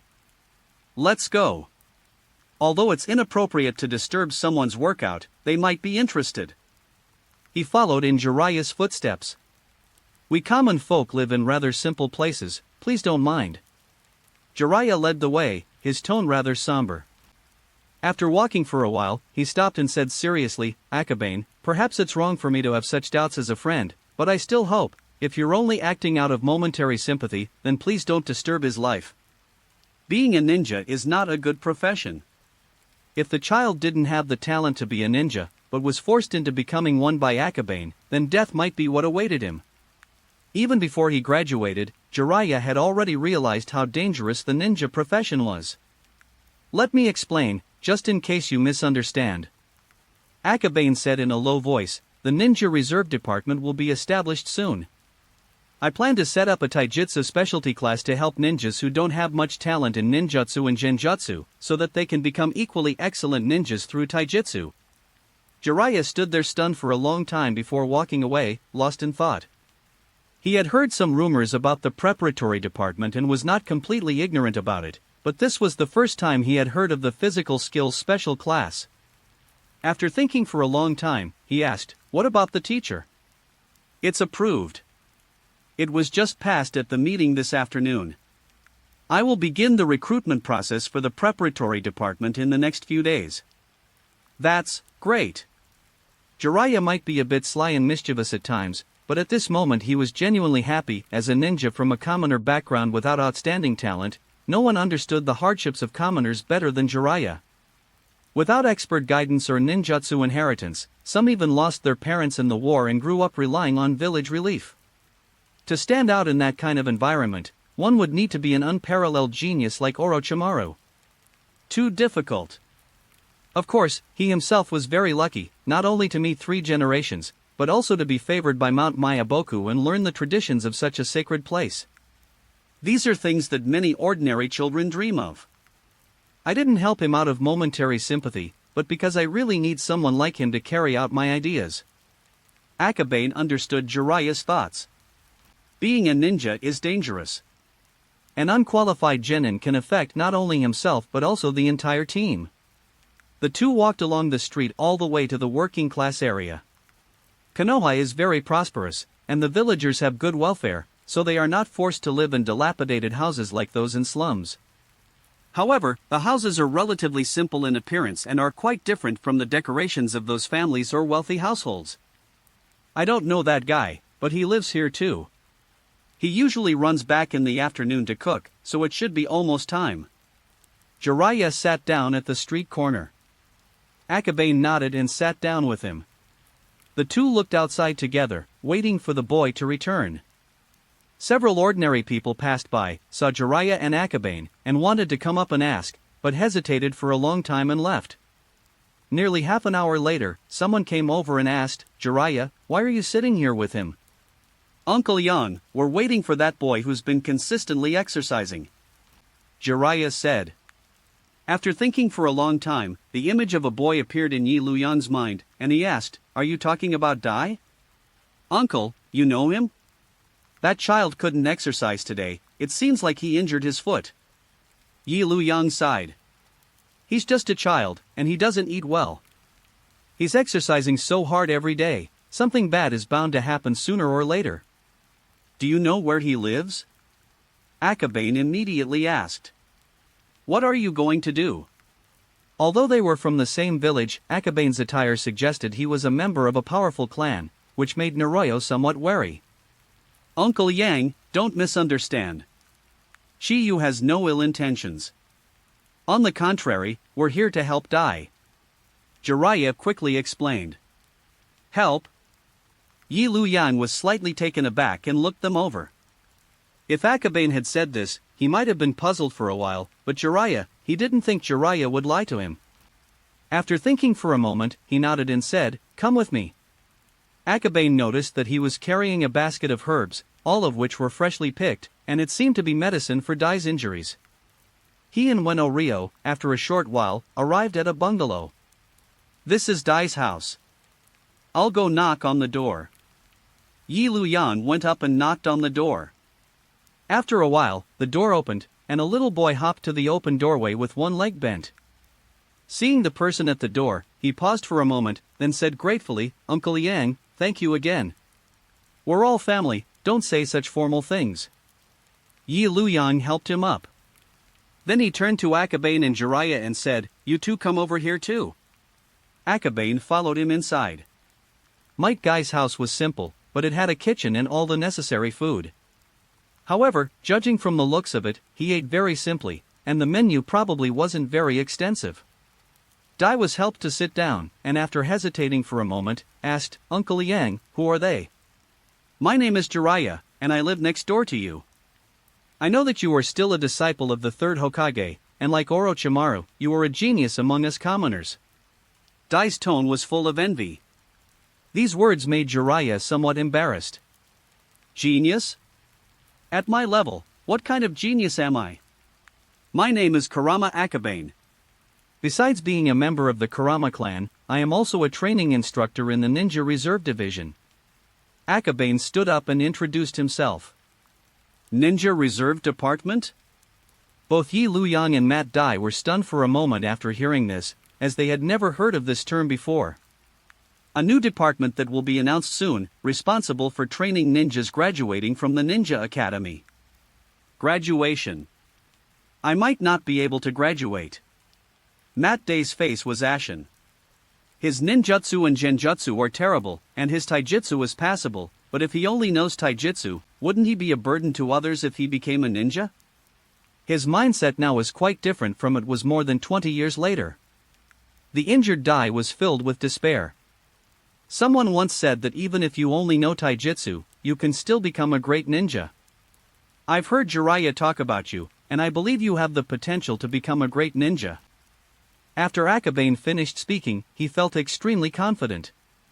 This kind of deception is comparable to Orochimaru's. I'm sure the young man is already fired up. Jiraiya squinted. This guy is shameless. He said it in his own comic, but he insisted on saying there was someone. Great ninja. Keep bluffing. Matt Dai didn't get excited after hearing this, instead, he started to question the meaning of life. A great ninja? Me? It doesn't seem to be working. Akabane was silent for a moment, then sighed softly and said, "The Ninja Preparatory Department has a special class for taijutsu, and I plan to invite you to join." Really? Matt's eyes brightened. Akabane sighed inwardly again. As expected, he didn't have the talent for persuasion, he still had to offer benefits directly to win people over. Then he continued, "Yes, I need you." "Sir, is this true?" But his body. Naruto was genuinely happy, but at the same time he was worried that Matt's injured leg would cause trouble. "Please rest assured, we have ninjas here who specialize in medical techniques, so it's not difficult to heal a leg strain like this. After Akabane finished speaking, fearing they might worry about the money, he added, as reserve ninjas, we won't charge you anything, you can rest assured about that. That would be great. Noriyoshi was happy for Might Guy. Having someone to guide him was better than practicing blindly, and it would reduce the chances of Might Guy getting injured. By the way, since you're injured, I'll give you this comic book to pass the time. It might even give you a little inspiration. Akabane took out the Naruto manga from the sealed scroll. After delivering the comics, he stood up. The main help he offered Might Guy was for the taijutsu specialization class, but before leaving, he thought for a moment and said, by the way, if there are any other people like you who aren't good at ninjutsu or genjutsu, but are very hard-working and diligent, you can recommend them to me. Same as me. I understand, thank you. Matt Day bowed. Well then, uncle, we'll take our leave without disturbing you any longer. Dai's injuries may take a few days to heal, so please don't worry. Tsunade is very busy lately and doesn't have time to spare at all, so let's wait a few more days. Uncle Yang, we're leaving now. Jiraiya waved his hand. Alright, take care. Yi Lu Yang smiled broadly. It was wonderful that Dai could get help from these two. Page 189. I'll go tell them right away and have them train with me and join the physical skills class. Matt Dai got up, intending to go find his classmates. He wanted to show them that even if they only knew taijutsu, physical techniques, they still had the opportunity to become ninjas. However, before he could get up, he was pinned down by Yi Lu Yang. If it's for their own good, don't tell them the truth. Once you've recovered, ask them who wants to train with you. After a while, see who's still left, and then you can report to Lord Akabane. Well, okay, I understand. Chapter 188 Kabuto and Orochimaru, a complex combination. Comics. A hint of hesitation flashed in Matt Day's eyes. He had seen this thing before. The students, who were all diligent at first, would buy and look at it whenever it was updated after they got it. This is poison, but it was given to me by Akabane. Look, since you've injured your foot and can't exercise anymore, just let yourself rest. Yi Lu Yang patted his head. Oh, that's right. Matt Day picked up the first book and slowly began to read it. The story was captivating, especially for someone like Dai who had never read comics before. It was incredibly appealing, and he quickly grew to love it. Naruto left without Might Dai noticing, which was quite impolite, but Naruto was very happy. The child finally decided to rest. In the past, even with a leg injury, he would still exercise by doing handstands. In short, he's someone who doesn't like to waste time resting. Matt Day was completely engrossed in watching. The story above deeply moved him. As a bottom-of-the-class student, Naruto initially couldn't even use the combination of clone and transformation ninjutsu, but later he grew rapidly at a pace visible in the story. Of course. Those who know the rest of the story will understand that this is a dose of toxic positivity. Naruto is not without talent, on the contrary, he is extremely talented, but the Ninetales is causing trouble within him. But at least for now, Dai is deeply moved. As he read through his words, he became even more convinced of the idea of striving to change one's destiny. Then, Might Day saw Lee enter the game. With his watermelon-shaped haircut, he didn't know ninjutsu or genjutsu. If he hadn't known that Akabane didn't recognize him before, he might have narcissistically thought that this was drawn based on him. How can someone who doesn't even know ninjutsu be a ninja? I can do it. The conversation between Shaoli and his classmate was like a replica of his own conversations with his companions. Nobody had high hopes for him, including himself. There are geniuses in the world who work hard. First, you need to have confidence, only then will your efforts be rewarded. Each line from the comics was deeply imprinted in Might Guy's heart. Can someone who doesn't know ninjutsu and genjutsu really become a ninja? Might Guy had doubts before, but at this moment, he was absolutely certain even if you only know taijutsu, you can still become a great ninja. Senior Akabane, I completely understand what you mean. Matt Day was deeply moved and instantly full of energy. Okay, to repay my senior's trust, I will start the handstand training immediately. I will do 200 handstands. I can't eat until I do that. So he quickly put down the comics and started exercising, just like Kai and Lee in the comics.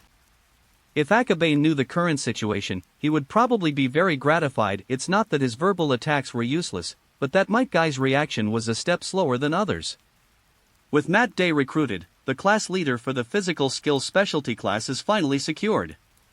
Might Guy's ability to master the 8 gates in 20 years on his own must be due to his talent. With him as class monitor, the pressure can be reduced by 90%. And then there's the sound of deer. It seems like becoming a training mentor won't take up too much time. Early the next morning, Akabane got up and strolled along the streets. It's not that he can't sleep, as long as no one disturbs him, he can sleep from night until he gets hungry the next day. However, there are always things that force him to crawl out of his nest. With the preparatory department's announcement imminent, the recruitment fair should be put on the agenda, and some preparatory work should begin. For the time being, Akabane is a lone commander. Although Noara Shigeki agreed to teach the theory class, he didn't know anything about job fairs and could only come to help out at most. The main tasks still need to be completed by myself. However, the main reason for coming out today is to take advantage of the fact that most of the ninjas are in their morning training session and see if I can capture a few capable men. Every morning, most ninjas would run and exercise along the outskirts of Konoha. Akabane walked a short distance along the perimeter and saw 3 or 4 people who looked familiar. Some were Chunin from the village, while others were his friends. For example, Inazuka Ishii, who has now been caught. Why should I help you when you treated our Inazuka clan so maliciously in the manga? Inazuka Ishii was very dissatisfied. The fact that someone was knocked unconscious by a fart has attracted great attention within the clan, and the culprit behind it all is none other than Akabane. Well, it's all for the village. Besides, I helped you find the flaws in your technique, so you should be grateful to me. Akabane smiled slightly. Flaw? No, we're not stupid enough to target the enemy in that position. Inazuka Ishii said angrily. Who knows, someone might develop a technique for escaping through excrement. Akabane is spouting complete nonsense. The reason he asked Inazuka Ishii for help was simply because he was relatively free. Talented individuals like Lu Ming and Jin Hong are either highly valued by various departments or have family arrangements in place, making it impossible to fundamentally shake their direction. Inazuka Stone is different. He has a kind personality but lacks decisiveness, making him not particularly outstanding as a ninja. Therefore, not many departments are interested in him, so now is the perfect time to make a move. Enough with the nonsense, how could there be such a boring ninjutsu? Yes, watch this. Shit escape river of shit. As Akabane spoke, his hands quickly formed a hand seal. The hand seals he formed were clearly those of the Earth Flow Great River, but in essence, they were actually the Naraku no Jutsu. Inazuka Ishii was terrified and immediately cried out, No, no. I'm not kidding. As a genin, you'll still have to join my team when the reserve department is established. Why don't you come and help out first? That way, you'll be more competitive when the genin association is established later. Akabane said calmly. Inazuka Ishii knew very well that it was best not to say a word to someone like Akabane, because as soon as you started talking to him, you would fall into his trap. However, everyone understands the principle, but when it comes to actual combat, people still unconsciously fall into the trap. What is the Genin Association? As ninjas, we not only need to improve our strength, but also better develop our leadership and social skills. The Genin Association is an internal organization that provides genin with opportunities to train their command and leadership abilities. That's right. This set of rules is the same as the student council in the university of my previous life. Then, Akabane began to exaggerate the benefits of joining the Genin Association, such as improving one's abilities, becoming a qualified chunin as soon as possible, and meeting more people, etc. In a short while, Inazuka Ishii took the bait. Okay, that sounds interesting. Then you are one of the first members of the Genin Association.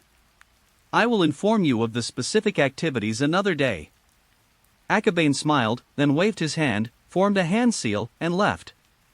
No, it's me. Inazuka Ishii was stunned for a moment, and when he saw that the person had disappeared, he immediately began to question his life. How could I possibly agree to that? I'm so stupid, really. Knowing full well that Akabane was a liar, I still listened to him continue. I should have left when I saw that guy. Now that I've already agreed, I have no choice but to bite the bullet and go for it. Akabane instantly left, continuing to use his sensory abilities to find targets. In the morning, he found 7 or 8 familiar faces. Some seemed to be former classmates, while others were genin who frequently came to the store to buy comics. Once these people are fooled, the assistants are almost ready. That's a wrap, time to go home and have dinner. Akabane clapped his hands, preparing to leave. If he's at home, he'll eat breakfast there, but if he's out, he'll eat out because it's too tiring to go back and then come out again, it takes too much time. I bought some sushi on the street with the comic book shops and was just about to go back to the store.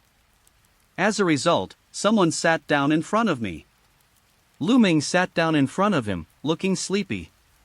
He then lazily ordered a meal from the shop owner before turning to Chiyu and saying, "You're stopping people on the roadside so early in the morning, is the preparatory department about to open?" "Ah, I can't hide it from you anymore." "Interested in helping out?" Akabane stuffed a piece into his mouth. "I didn't want to, but haven't you already dragged me into this?" Lu Ming propped his head up, looking listless and weak.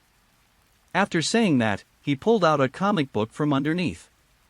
"This is a newly purchased update, it seems to have been delivered today." "Mr. Yamano came this morning too, I didn't notice." Akabane glanced at the cover, then lazily leaned back with one hand, looking exhausted. "Ah, yesterday's battle was well drawn and deserves praise. But Shikamaru, why didn't you move your shuriken to a less common position, like on your left? Wouldn't that have better highlighted your intelligence?" Lu Ming said as he watched. As for the plot, he was similar to Tsukumo, he could understand some of the subsequent content based on his own guesses, so he wouldn't be too surprised when he watched it again. However, when it comes to shadow imitation, he has more tricks up his sleeve than anyone else. Because of laziness. Think about it. Why spend so much effort training your non-dominant hand when you can solve a fight by simply bending over? Akabane speaks slowly. Page 190. Lu Ming was in a bind, he'd forgotten that the guy was also lazy. After thinking for a moment, he came up with another idea. I can put it on my chest or waist, anywhere that others don't use often. That's one solution, but he hasn't encountered an enemy he can't defeat yet. Akabane explained. Shikamaru's lazy yet exceptionally intelligent personality allowed him to accomplish most missions and battles during his time as a genin using his brain and command skills. In fact, Shikamaru's fastest growth occurred after Asuma's death. At that time, he truly realized his powerlessness. I see.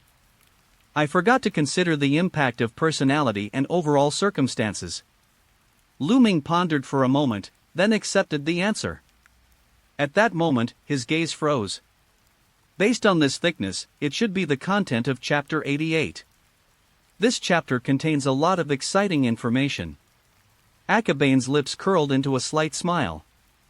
Lu Ming looked shocked, then took a deep breath and said, "Even though it's just a comic, this kind of plot is too exaggerated."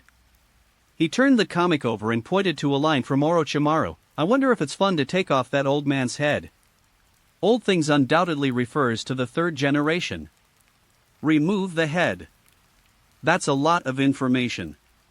Peaceful villages are peaceful and comfortable, but if they only know peace, they will not know the dangers outside. In the end, they will only be a group of hothouse flowers and will eventually be eliminated by the ninja world. Of course, an overly extreme approach is wrong in itself. Orochimaru in the manga is not exactly a gentleman either, so it's not surprising that he would choose such a method. Lu Ming fell silent, somewhat unable to agree. He didn't speak, but continued flipping through the pages. When he saw the conversation between Orochimaru and Kabuto, he fell into deep thought again. If peace lasts too long, other ninja villages will grow stronger and stronger. If Konoha continues its peaceful pace, it may eventually be eliminated. Both Kabuto and Orochimaru in the manga are very complex people. Lu Ming sighed for a moment, then closed the book. "The sushi has arrived, we need to eat first." Hee, you two are really alike. Every time you come to my place, the sushi you order and your sitting posture are very similar. If I didn't know that one of you is from the Kurama clan and the other is from the Nara clan, I would suspect that you are brothers. The shop owner made a friendly joke. Who wants to be like this lazybones? Shiyu and Lu Ming froze slightly, a thought flashing through their minds at the same time, before they quickly changed their sitting posture. Chapter 189. Excellent people can't hide their talent. Cut. After changing positions, the two awkwardly discovered that their movements were now over 99% similar. Ha ha ha ha. The boss let out a hearty laugh. How delightful. Boss, we're actually nothing alike. I'm just more tired, he's really lazy. Akabane remained unfazed, his face neither flushed nor his heart skipped a beat. Anyway, it was common knowledge in Konoha that the Kurama clan was weak and sickly, and the sushi shop owner, being an ordinary person, had no idea that his body was actually as strong as a jonin. Cut. Lu Ming pouted and stuffed a piece of sushi into his mouth. He decided not to bother arguing with Akabane, it would be a waste of time and pointless. The two of them tilted their heads and propped themselves up with one hand.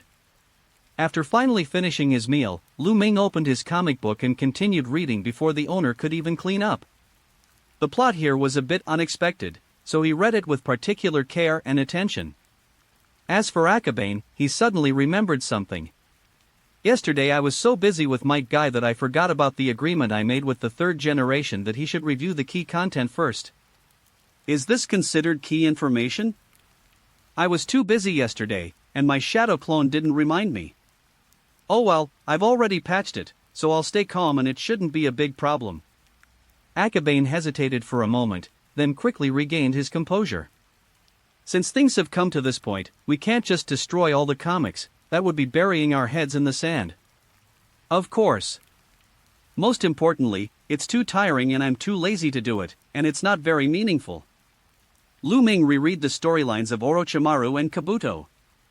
These two characters were so complex that he couldn't help but delve deeper into their stories. After a long pause, he said with some confusion, according to the real-world context, Orochimaru was the third Hokage's disciple, so why did he become a rogue ninja? And now he's back in Konoha, starting a war that will ignite Konoha's fighting spirit. What's the point? This is what he doesn't understand. Since you've become a rogue ninja, why are you doing all this unnecessary stuff? If Konoha continues to slack off and is eventually annexed by other major powers and villages through war, wouldn't that be exactly what the rogue ninjas want to see? Then there's the Pocket. This character was initially a genin, low-ranking ninja, for 7 years, but later it was revealed that his true identity was a spy from the Sound Village. Things are different now. Orochimaru was clearly wary of Kabuto, so what was Kabuto's other identity? Could he be a spy sent by Konoha to Orochimaru's side? Too complicated. Lu Ming frowned, somewhat confused about the situation between the two. With so few clues, it's impossible to deduce the true situation of the two based solely on the current plot developments. Forget it, thinking about it so much is too tiring. Let's wait and see what happens next. Lu Ming sighed inwardly.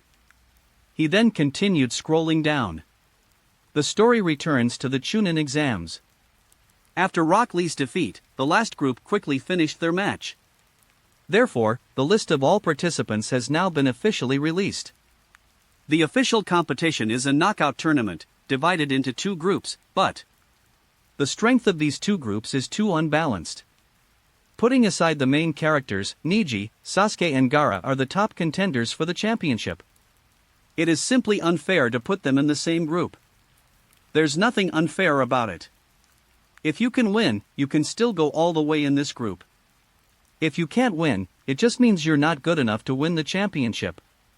Besides, the Chunin exams aren't about winning the championship, they're about testing a ninja's overall qualities and leadership skills. Shikamaru had never participated in the Chunin exams, and although he was intelligent, he lacked understanding of the Chunin exam system. Therefore, Lu Ming shook his head slightly, indicating that he could not understand. If that's the case, what's the point of trying so hard to get first place? He didn't ask, so Akabane didn't answer, but got up to go back. Lu Ming picked up the book and started reading the comics as he followed along. Although the subsequent plot wasn't as exciting as the earlier fights, he was very curious about who would be the one to mentor Naruto. Kakashi? No, this guy is called Ebisu.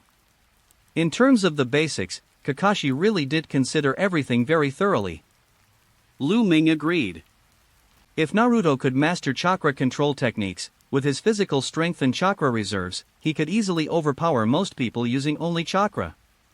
However, as for Ebisu, is this guy really reliable? It's not that Shikamaru looks down on special jonin, but this guy has been defeated by the sexy technique several times, which is really not the composure a jonin should have. Too lame. Especially the next second, the scene shifts to a bathhouse. Although Ebisu's words sounded grand and noble, such as "I will never let anyone cross the line, if you want to practice treading water, why not just go to the river?" It's said that the temperature of the hot spring forced Naruto to master it quickly, but he probably had other ideas in mind. Lu Ming made a malicious speculation. But the next second, he saw a familiar figure appear in a comic book. The body shape, hairstyle, and age are all different, but for some reason, the first thing that comes to mind when he sees this character is a person's image. He quickly walked up, pointed at the sleazy figure, and asked, "Jiraiya?" It seems that Jiraiya's sleazy nature is widely acknowledged. Akabane smiled knowingly. No matter what form it takes, seeing such a lewd action immediately reminds me of Jiraiya. Although he may occasionally take the blame for others, he is mostly right. Of course, those kinds of comics. Ugh, it's embarrassing to admit, I actually read such vulgar comics. Not only that, but I also saw an elder buy a work by Shinosuke the other day. That one was truly. Even Kaiheim knew about it, which surprised Akabane a little, since only 10 copies of that manga circulated in Konoha. Not only that, but he can also calmly reveal the facts he has seen. This guy, I don't know what to say. Lu Ming clearly didn't think there was anything wrong with what he said, after all. Speaking of which, you're Shinosuke, aren't you? Okay? Akabane was slightly taken aback. The art styles and works were completely different, and besides, they were all plagiarized. How could they be related? You can't hide it from me. Although the styles are completely different, I know you have a habit of having your shadow clones draw for you. Although each shadow clone has the same memories, personality, etc., the difference in consciousness leads to slight deviations between individuals. Lu Ming said calmly. His meaning was clear: Shinosuke was Akabane, and the short manga was created by the shadow clone. TCH, let's go back and discuss the job fair.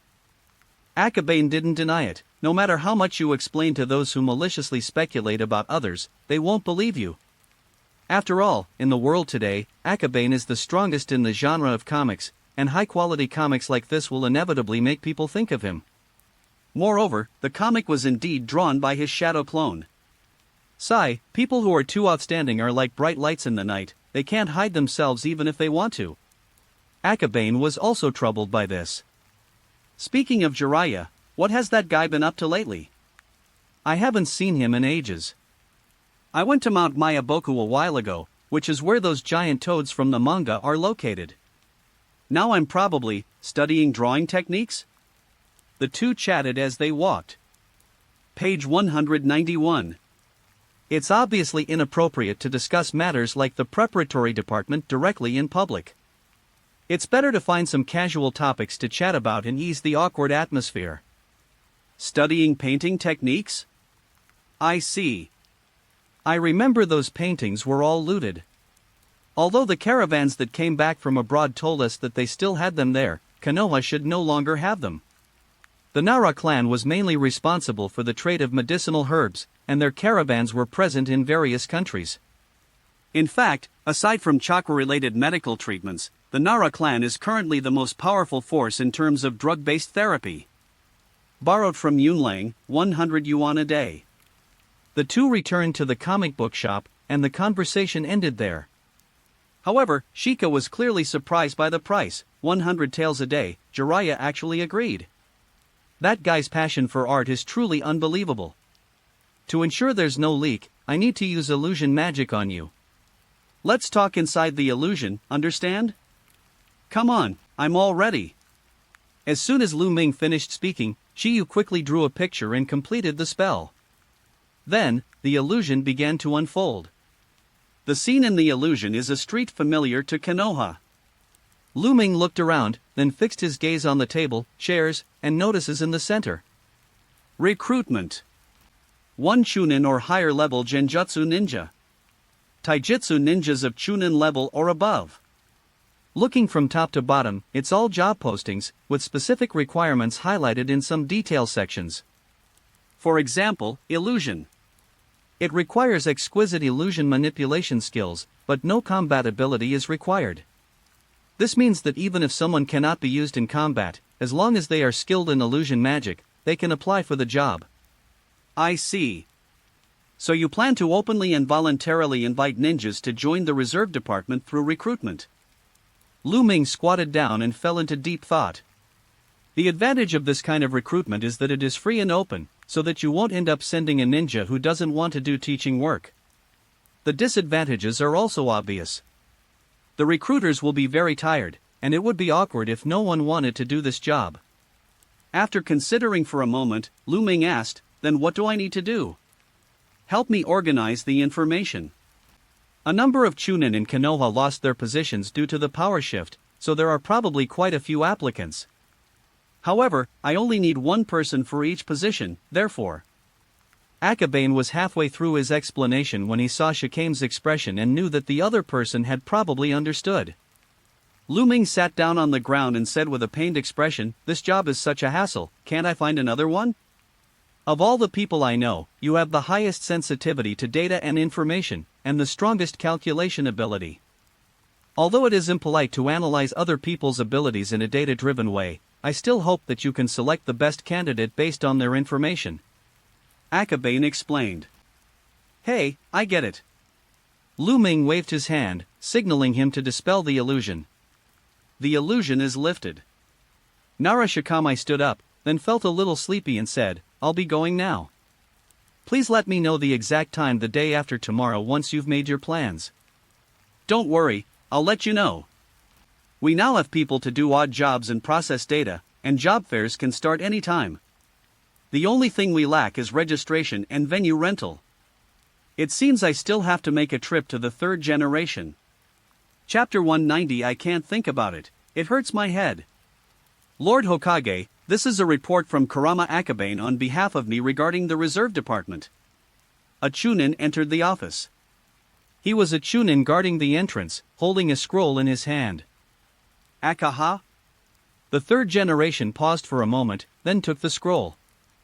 Then, I just glanced at it. He glanced at the Chunin who was about to leave, and called him back, saying, "Wait a minute." Then, the 3rd generation quickly formed hand seals and used his telescope technique to see downstairs. The Chunin guarding the gate is still over there. Just kidding, just kidding. Akabane chuckled and returned to his original form. "You little brat, trying to pull this on me." The 3rd generation sneered. On my desk was a newly updated copy of Naruto, the pages of which clearly showed signs of having been turned.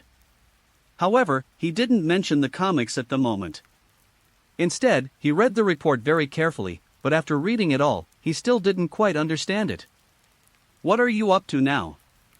"A job fair, openly recruiting ninjas willing to teach," Akabane replied. Upon hearing this, the 3rd generation frowned so deeply that they looked 10 years older. Job fair?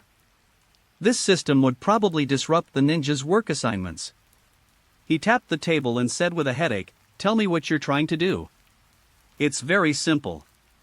I don't know many people. The ninjas in the clan all have their own missions, so we can only choose people openly and select the most capable ones." Akabane pulled over the stool next to him. Standing for so long was too tiring. "I originally planned to use my transformation technique to fool them and then slip away, but the 3rd Hokage saw through my plan, so I had no choice but to stay and get scolded. This lecture will probably take at least half an hour. You've got a lot of tricks up your sleeve.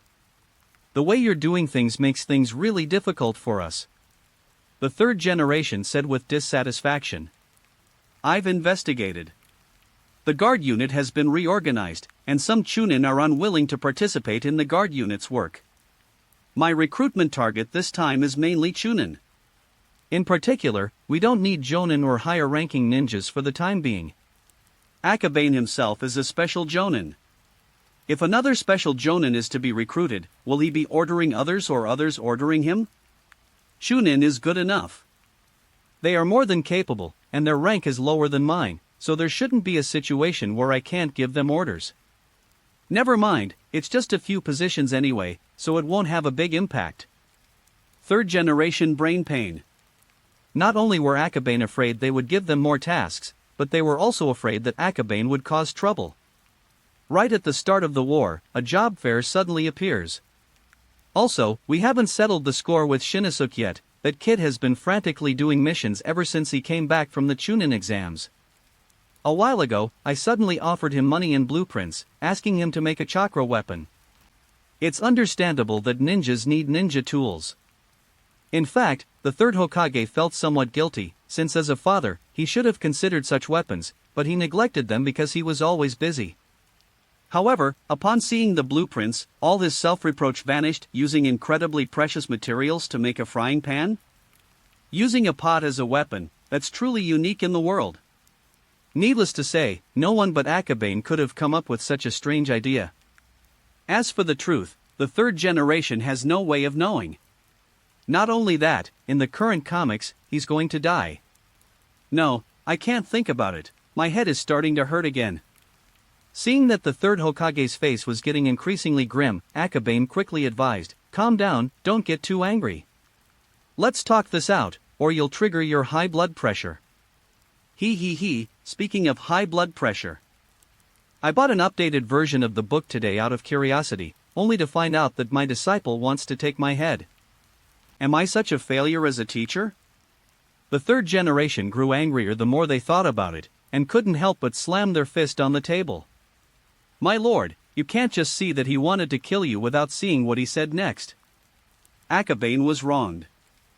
Orochimaru may be evil, but his character is complex and multifaceted. His plan to destroy Konoha was not simply about destroying Konoha or obtaining Sasuke. What are you saying?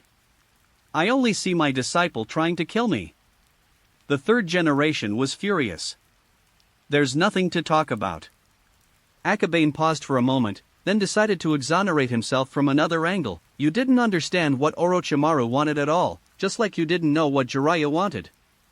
Does Orochimaru care about the Hokage position? In the comics, there was a time when he cared. However, Akabane felt that most of the time he didn't care. After all, Orochimaru's pursuit is immortality and a vast world of ninjutsu. Why care about the Hokage position? The reason probably lies with the third Hokage, only he himself knows how high his expectations were for Orochimaru. The third generation fell silent. Furthermore, do you even know what Tsunade wants? Akabane asked another question. Hiruzen Sarutobi remained silent, he couldn't answer. Of his three disciples, he paid the least attention to Tsunade because she had the Senju clan to protect her and rarely needed his help. Next was Jiraiya, while he paid the most attention to Orochimaru. Ironically, it wasn't until Danzo went on a mission to Sunigakure that Orochimaru learned that he had collaborated with Danzo to conduct experimental research within the Umbu. The third generation remained silent, picked up the comic book, and continued reading from that page. Although it's just a comic, the meaning it contains is imbued by the author, and that's why he's so angry. His most valued disciple, after betraying the ninja village, wanted to come back to kill him and take his head. For a moment, he questioned the meaning of life. What kind of failure must a teacher have to be to end up like this? After reading everything, the third generation discovered there was another page at the end. He turned the page and found a commentary. During the Chunin exams, I encountered a Yugakure ninja. It said that Yugakure is a peaceful village, where the opening remarks recounted Akabane's experiences during the Chunin exams. He then went on to express his views on peace, as well as his analysis and explanation of the situation in the plot.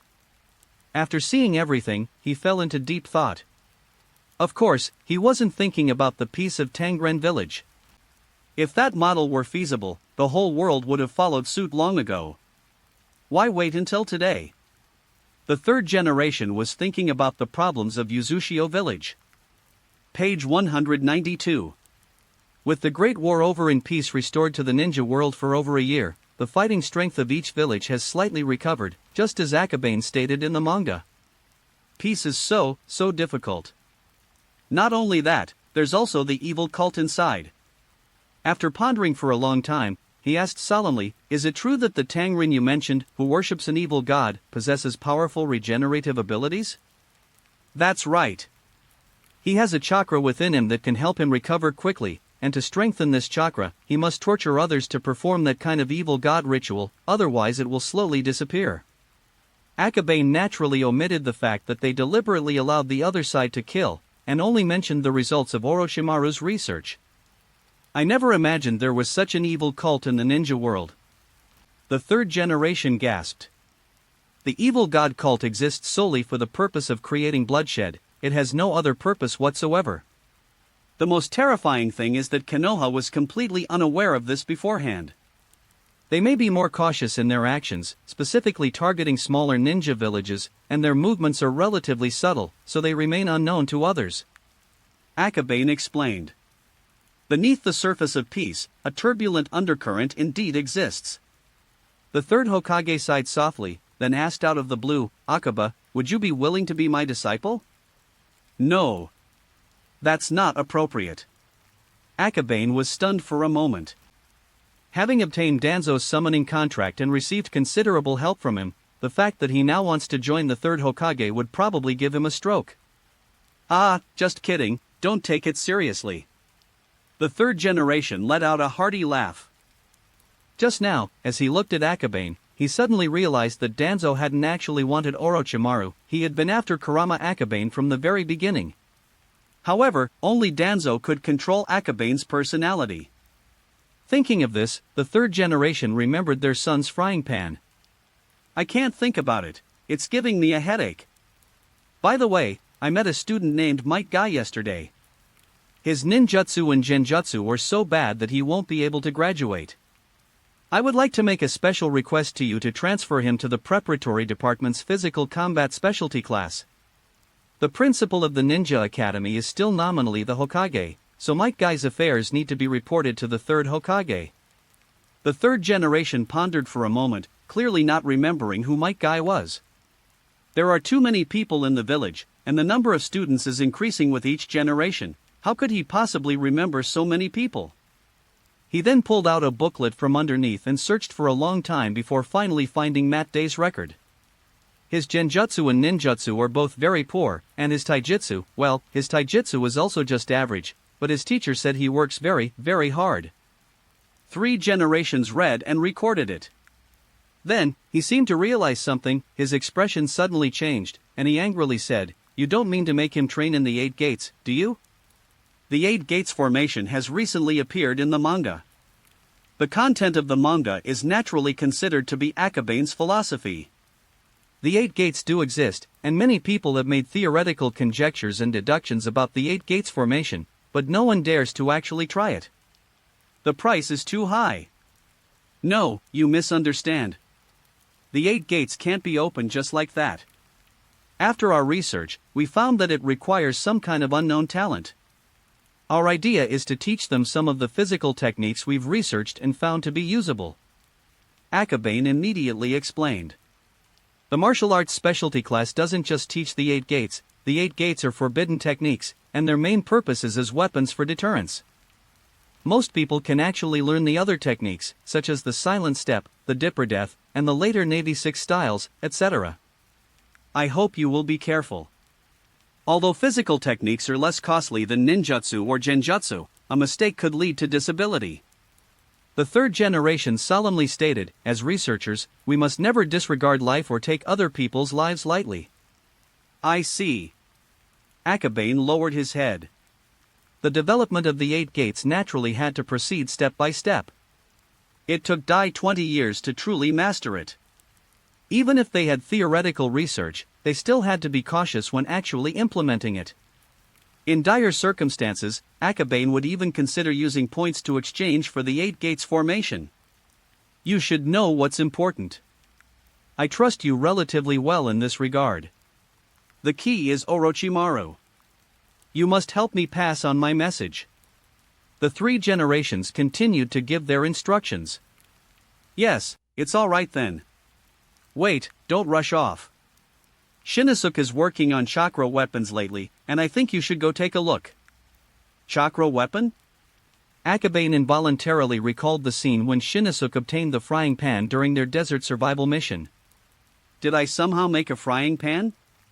Thinking about this, he understood why the 3rd generation was so annoyed.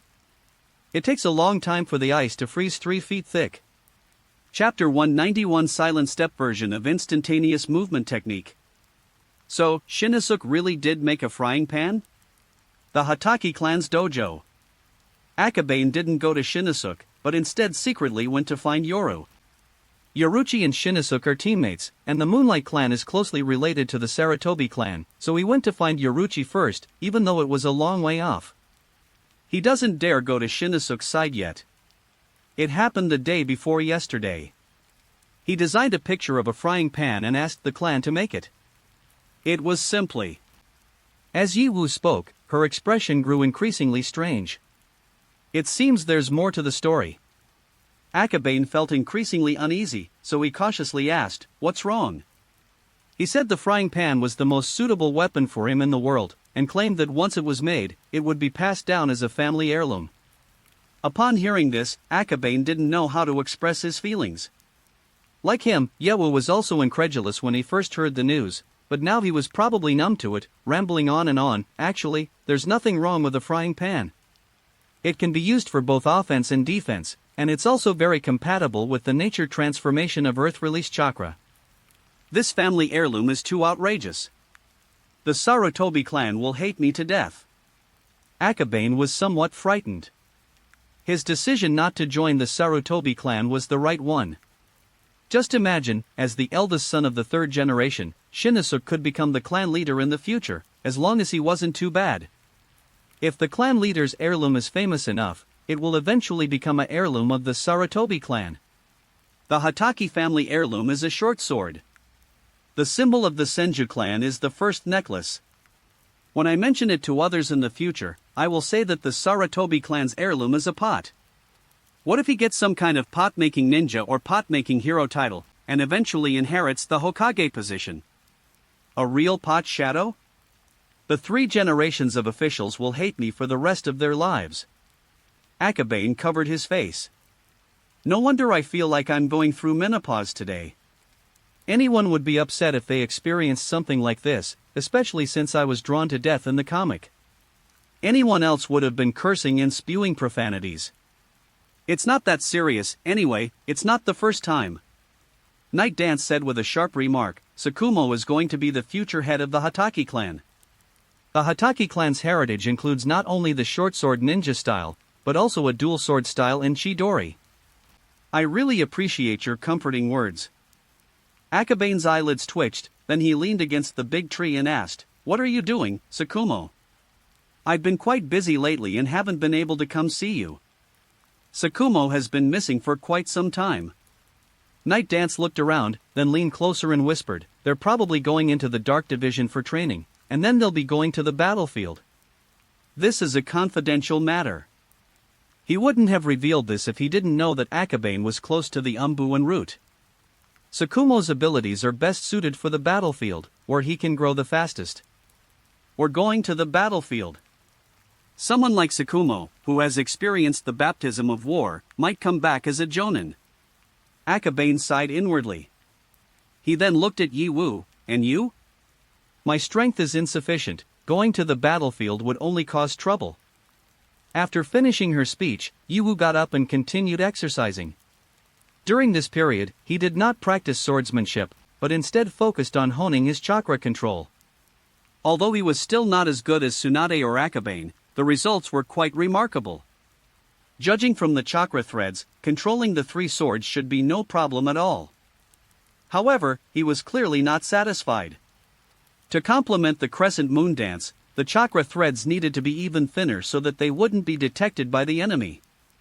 At the current pace, your sword clone will soon be able to be used in conjunction with your swordsmanship.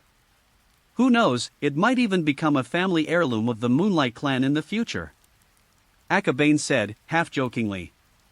If the method of controlling the sword clones were more covert, it might be even more powerful. However, manipulating the blade remotely, even just the sword clones, is extremely difficult. For the time being, puppetry is the best solution.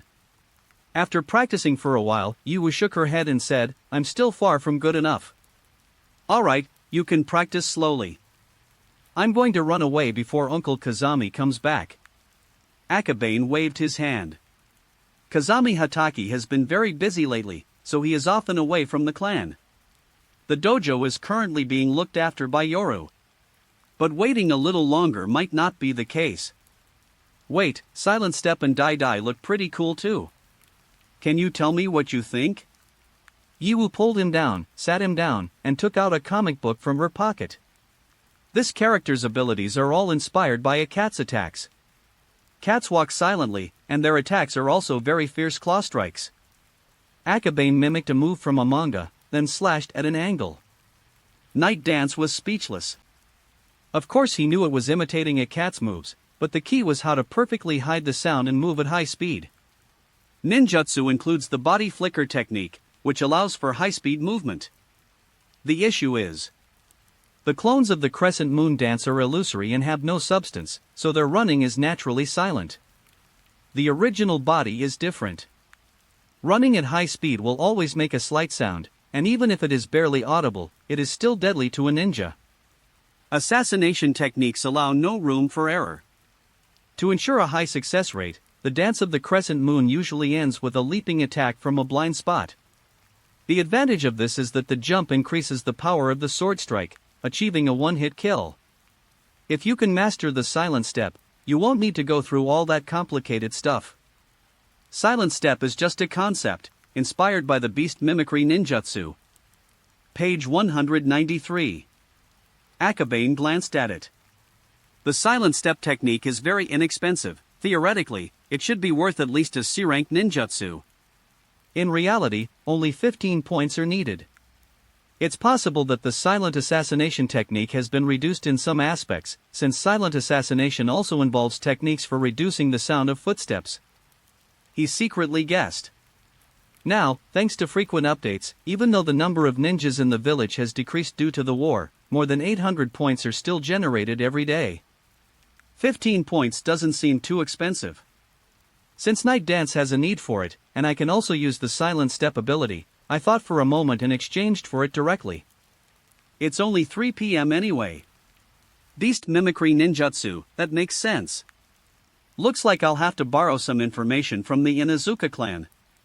Night Dance didn't expect Akabane to come up with anything. After all, that guy has a lot of crazy ideas, but he hasn't actually created many of them himself, including the Sound Ninja 3-piece set and Chidori, which have been very popular recently.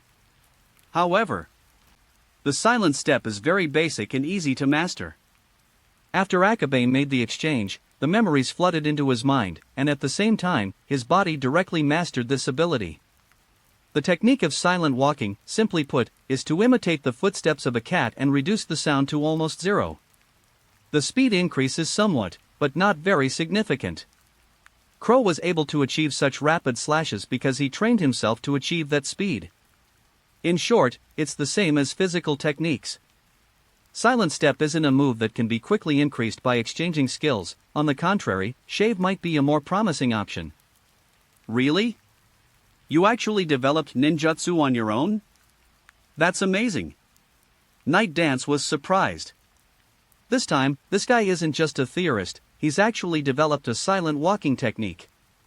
Don't say that. I have actually mastered the three-sword style. It's just that my body can't keep up. Akabane muttered to himself, then got up and started doing warm-up exercises. If you haven't exercised in a long time, and the silent walking technique requires a lot of footwork, you might accidentally twist your ankle or get a cramp, which would be too funny. It really does look like that. Night Dance stepped back a few paces to a more open area. Try it out. Take me as your target. It is good. After stretching his muscles and bones, Akabane quickly formed hand seals. Silent step alone isn't very effective, but when combined with the speed boost from body flicker, it shouldn't be too bad. A silent version of the body flicker technique. In the blink of an eye, the person disappeared from sight. So fast. Night Dance tried her best to perceive and listen to the sounds around her, but she couldn't hear a single footstep. Where is it? He circled around, trying to find Akabane's location, but to no avail. He couldn't hear any sounds or see anyone, so he had to rely on other methods to locate Akabane. Unfortunately, he is not good at perception. Shadow clone technique. After creating a shadow clone, Night Dance finally found Akabane. This guy always hid in a blind spot 5 or 6 steps behind him. Whenever he turned, Akabane would turn with him, keeping him hidden in the blind spot. This ability is really perfect for me, please teach me.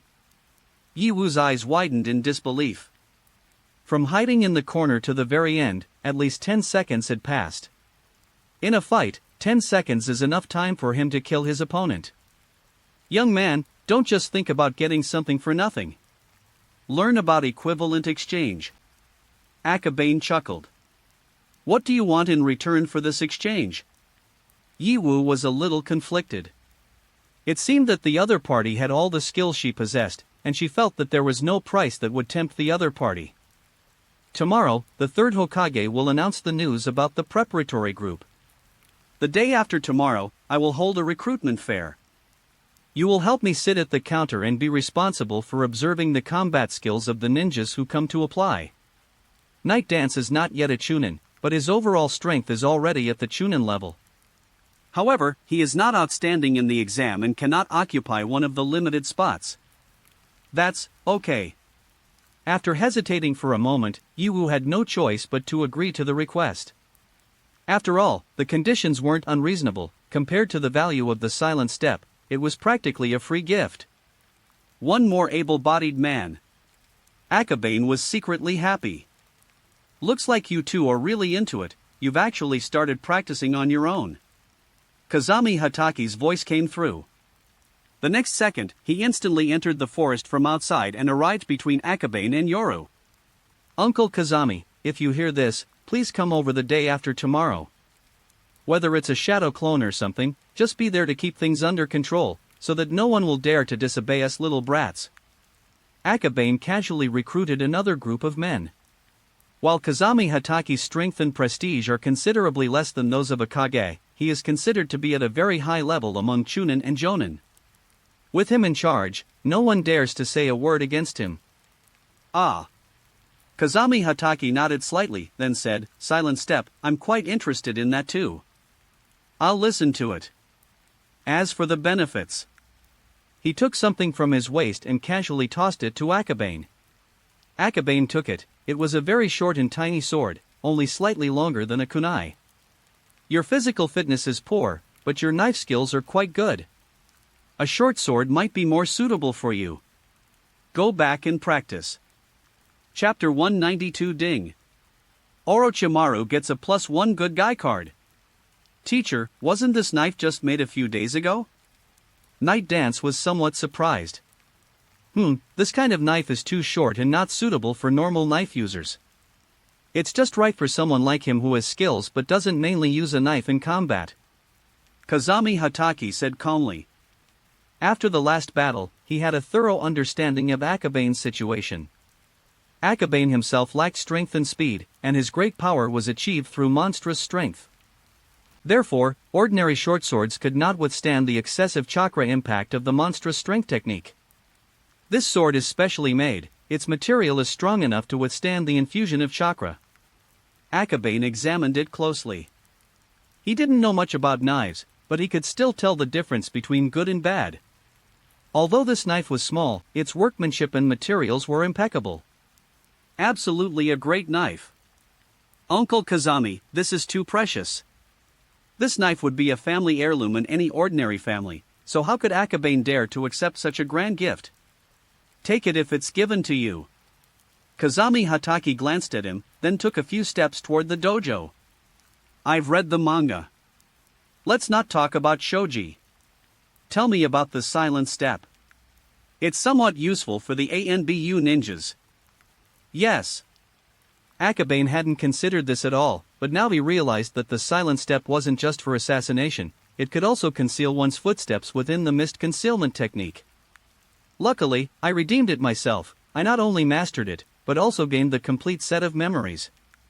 So he recounted the knowledge he had received as a bonus, detailing the key points and techniques in great detail. It might be difficult for ordinary genin to grasp, but it would definitely be no problem for Kazami Hatake and Yoru. After listening to it once, Yiwu was still deep in thought. However, Kazami Hatake had already gotten up, taken a few steps forward, and then disappeared in a flash. It was too fast, and completely silent. The next second, Kazami Hatake appeared behind Yoru. Akabane activated his senses to observe secretly and found that Kazami Hatake's position changed extremely quickly. Even if he could sense it, if he really wanted to attack him, his body might not be able to react in time. If even someone with senses reacts like this, then what about ordinary ninjas? This is before even using lightning release to activate the body's vitality. If various acceleration ninjutsu were used, the speed would probably be even more terrifying, even surpassing the speed of the Blade Death State. The Blade Death State is uncontrollable, but as an elite jonin, Kazami Hatake can control this high-speed slash. Kazami Hatake stopped between the two. He closed his eyes, sensing the changes in his chakra and physical condition, and then said, "My stamina consumption is 20% higher than normal, but my chakra consumption hasn't changed much. It's not suitable for frequent use, but it should be quite effective when used in critical moments." Is teacher. Night Dance understood that Kazami Hatake was talking to him. The technique was created by Akabane, so he naturally understands its advantages and disadvantages best, and he is the only remaining listener. There are similar techniques for shadows, but they are not as refined as this one. Kazami Hatake explained to Akabane. With this in mind, we plan to establish a patent and registration system for ninjutsu in the research department to prevent ninjas from repeatedly developing techniques and wasting time and energy. Akabane then casually mentioned it to Kazami Hatake. Although he was only the vice minister, since the Hokage basically didn't care about the reserve team, Kazami was essentially doing the work of the ministry's minister. That's good, I'll give you credit for that. Kazami Hatake nodded slightly and then said, "I will submit the silent step technique to the Anbu. They will be using it soon, and you will also receive credit for it later." Thank you, Uncle Kazami. Akabane chuckled. With Danzo's connection to him, he would naturally benefit from the development of the technique. With Kazami Hatake doing the work for him, he was spared the trouble of making a trip to report. Of course, the silent step is only effective in special circumstances and is not a necessary technique, so its contribution is not great. Night Dance expressed her sincere envy. He was already overwhelmed with creating sword clones, but Akabane kept coming up with new techniques every few days. The previous Mirage of Mist, this silent step, and if you include the ninjutsu created by Sakumo, Orochimaru, and others based on Akabane's ideas, there are even more. I'm just too lazy. Kazami Hatake sighed inwardly. If this guy were to work harder and be more diligent, his achievements would probably be 2 or 3 times greater than they are now. His talent is simply too good. Putting everything else aside, which other member of the Saddle Horse clan could possess such physical attributes? What a waste of such a handsome appearance. I'll go to the Dark Division first. Night Dance will continue to keep an eye on those brats. Kazami Hatake is a very busy person. He had just returned not long ago, but after learning the silent step, he left again in a hurry. Speaking of which, what was his original position? Akabane recalled for a moment, remembering that Sakumo had mentioned it before, that he was the captain of the Anbu. Anyway, he's from the Naruto lineage. He was probably a spy planted by the third Hokage in the Anbu, which can be considered an extension of the third Hokage's power in the Anbu. However, now that Root has disappeared, Danzo has made concessions, and the third Hokage has taken the opportunity to withdraw some of his people. Akabane, teach me again, how do you make the feat? Night Dance was in a lot of pain. Kazami Hatake understood it immediately, but there were still a few parts he didn't quite understand. He didn't dare to ask again until Kazami Hatake left. Page 194. Having acquired a sword, Akabane was in a good mood and answered questions very patiently. After repeating it several times, taking a full half hour, I finally mastered the night dance. Of course. This doesn't mean he lacks talent. On the contrary, if it were Shinosuke or Shinosuke, it would probably take them several days to figure it out. Half an hour is already quite fast. What about spitting it out? If you can pull off the silent step, killing someone shouldn't be too difficult, right? Yi Wu thought to herself. However, he quickly seemed to notice that Akabane's gaze was a bit strange, and his expression immediately became somewhat unnatural. What's wrong? Promise me you won't be a brainless fan, okay? Akabane was helpless. The skill of scooping to death is just for show. Would you really use it to kill your own people on the battlefield? Instead of wasting time learning how to make a shogi, you should practice the crescent moon dance well. Cut. Yi Wu understood the reasoning behind it all, but he thought it was kind of cool, so he wanted to study it further. Still dare to talk back? I see you've gotten cocky lately because Uncle Kazami has been busy. What's the use of this stuff? Wouldn't it be better to use this time to practice your swordsmanship? Akabane retorted.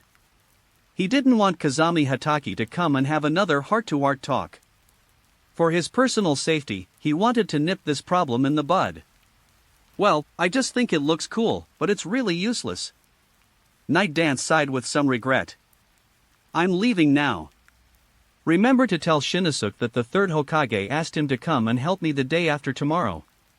Akabane gave a special instruction. I understand, I won't forget. Don't just worry about others, you should worry about yourself too. Don't forget that I'll have to come looking for you later. We can't let this able-bodied man get away so easily. Yi Wu sighed helplessly. Although he hadn't gone out recently, he felt that this kid had practically recruited everyone he knew. A preparatory department recruitment had turned into a party. I went out for a while and didn't get home until noon. The worst part was that I didn't get to rest when I got home. After eating, I had to start preparing posters, requirements, and other things for the job fair. The preparatory department didn't have many programs. Apart from the taijutsu and genjutsu special classes, the rest were basically an upgraded version of the Ninja Academy. However, the preparatory department was completely lacking in personnel. He was a lone commander leading a group of temporary workers, messing around with things. He was quite busy with work. Also, after finishing these tasks, Akabane still had to go through the manuscript of Naruto again, as there was a mistake in the content of the previous volume. When he returned to the comic shop in the afternoon, he saw the update of the clone drawing. In terms of content, it was almost the same as the one he had seen in his previous life. There's nothing particularly sensitive about the content. Naruto's status as a Jinchuriki is no secret, so revealing it won't cause much discussion. But today's update has indeed sparked a lot of discussion. The main villain in the manga, Orochimaru, is going to kill the third Hokage. Boss, there's some scribbling in here. Orochimaru is so evil in the manga, but in reality, he's a really good person. A little girl spoke out in defense of Orochimaru. What's going on? Someone's giving Orochimaru a friend card? Upon hearing this, Akabane immediately stepped forward. The girl was dressed very simply, and it was clear that she was an ordinary person. She probably lived relatively close to Orochimaru. That child was kind and pitiful. His parents died in the war a long time ago. This is just a comic book. Orochimaru in real life is definitely not like that. Others chimed in with their comments. Orochimaru's reputation is quite good now. Although most people don't have much contact with him, no one would believe that he is a bad guy. Orochimaru is definitely a good person. Kurama Yunlang patiently explained to the little girl, "Look at the cover, this story is purely fictional, and any resemblance to actual events or persons is purely coincidental." This sentence, it's so small, how could anyone possibly notice it? The little girl held the book and looked at it carefully before she saw the line that Kurama Yunlang had mentioned. However, she didn't comment on it. It was clear that the fact that everyone else was praising Orochimaru made her very happy. However, in the manga, the third Hokage also had a tragic story. He had to force himself to go up at that age, and in the end, he died protecting the village. Some people couldn't help but sigh. According to the manga, the fourth Hokage died from the Nine-Tails attack, which is why the third Hokage had to regain power. If the fourth Hokage hadn't died, why would the third Hokage have struggled so hard to maintain the situation? Although the plot has not been fully revealed yet, judging from the current situation, even if the third Hokage doesn't die, he probably won't have the ability to continue as Hokage. Ren Xiong is past his prime.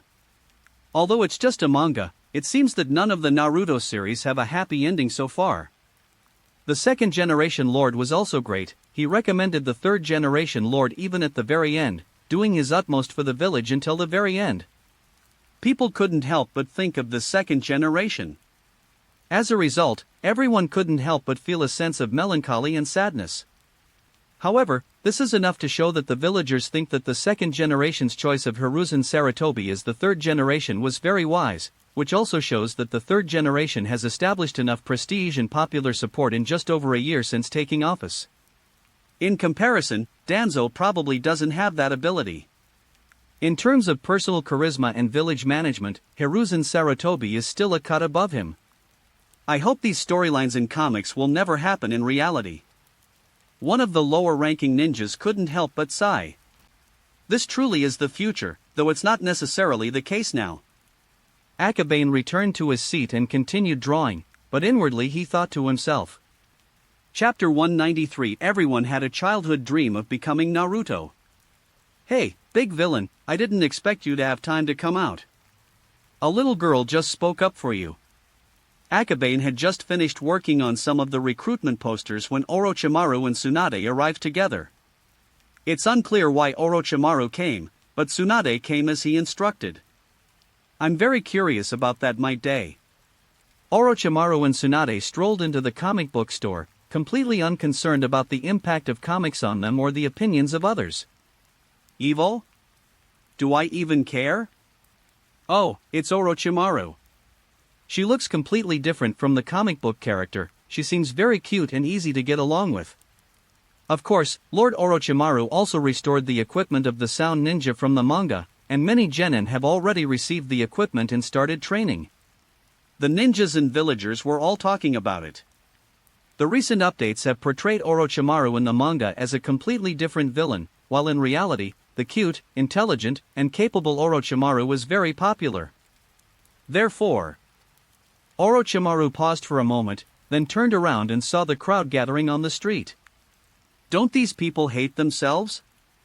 Orochimaru, I told you not to pay too much attention to things in the manga. A slight smile appeared on Tsunade's face. As a teammate and collaborator at the Research Institute, she knew Orochimaru all too well.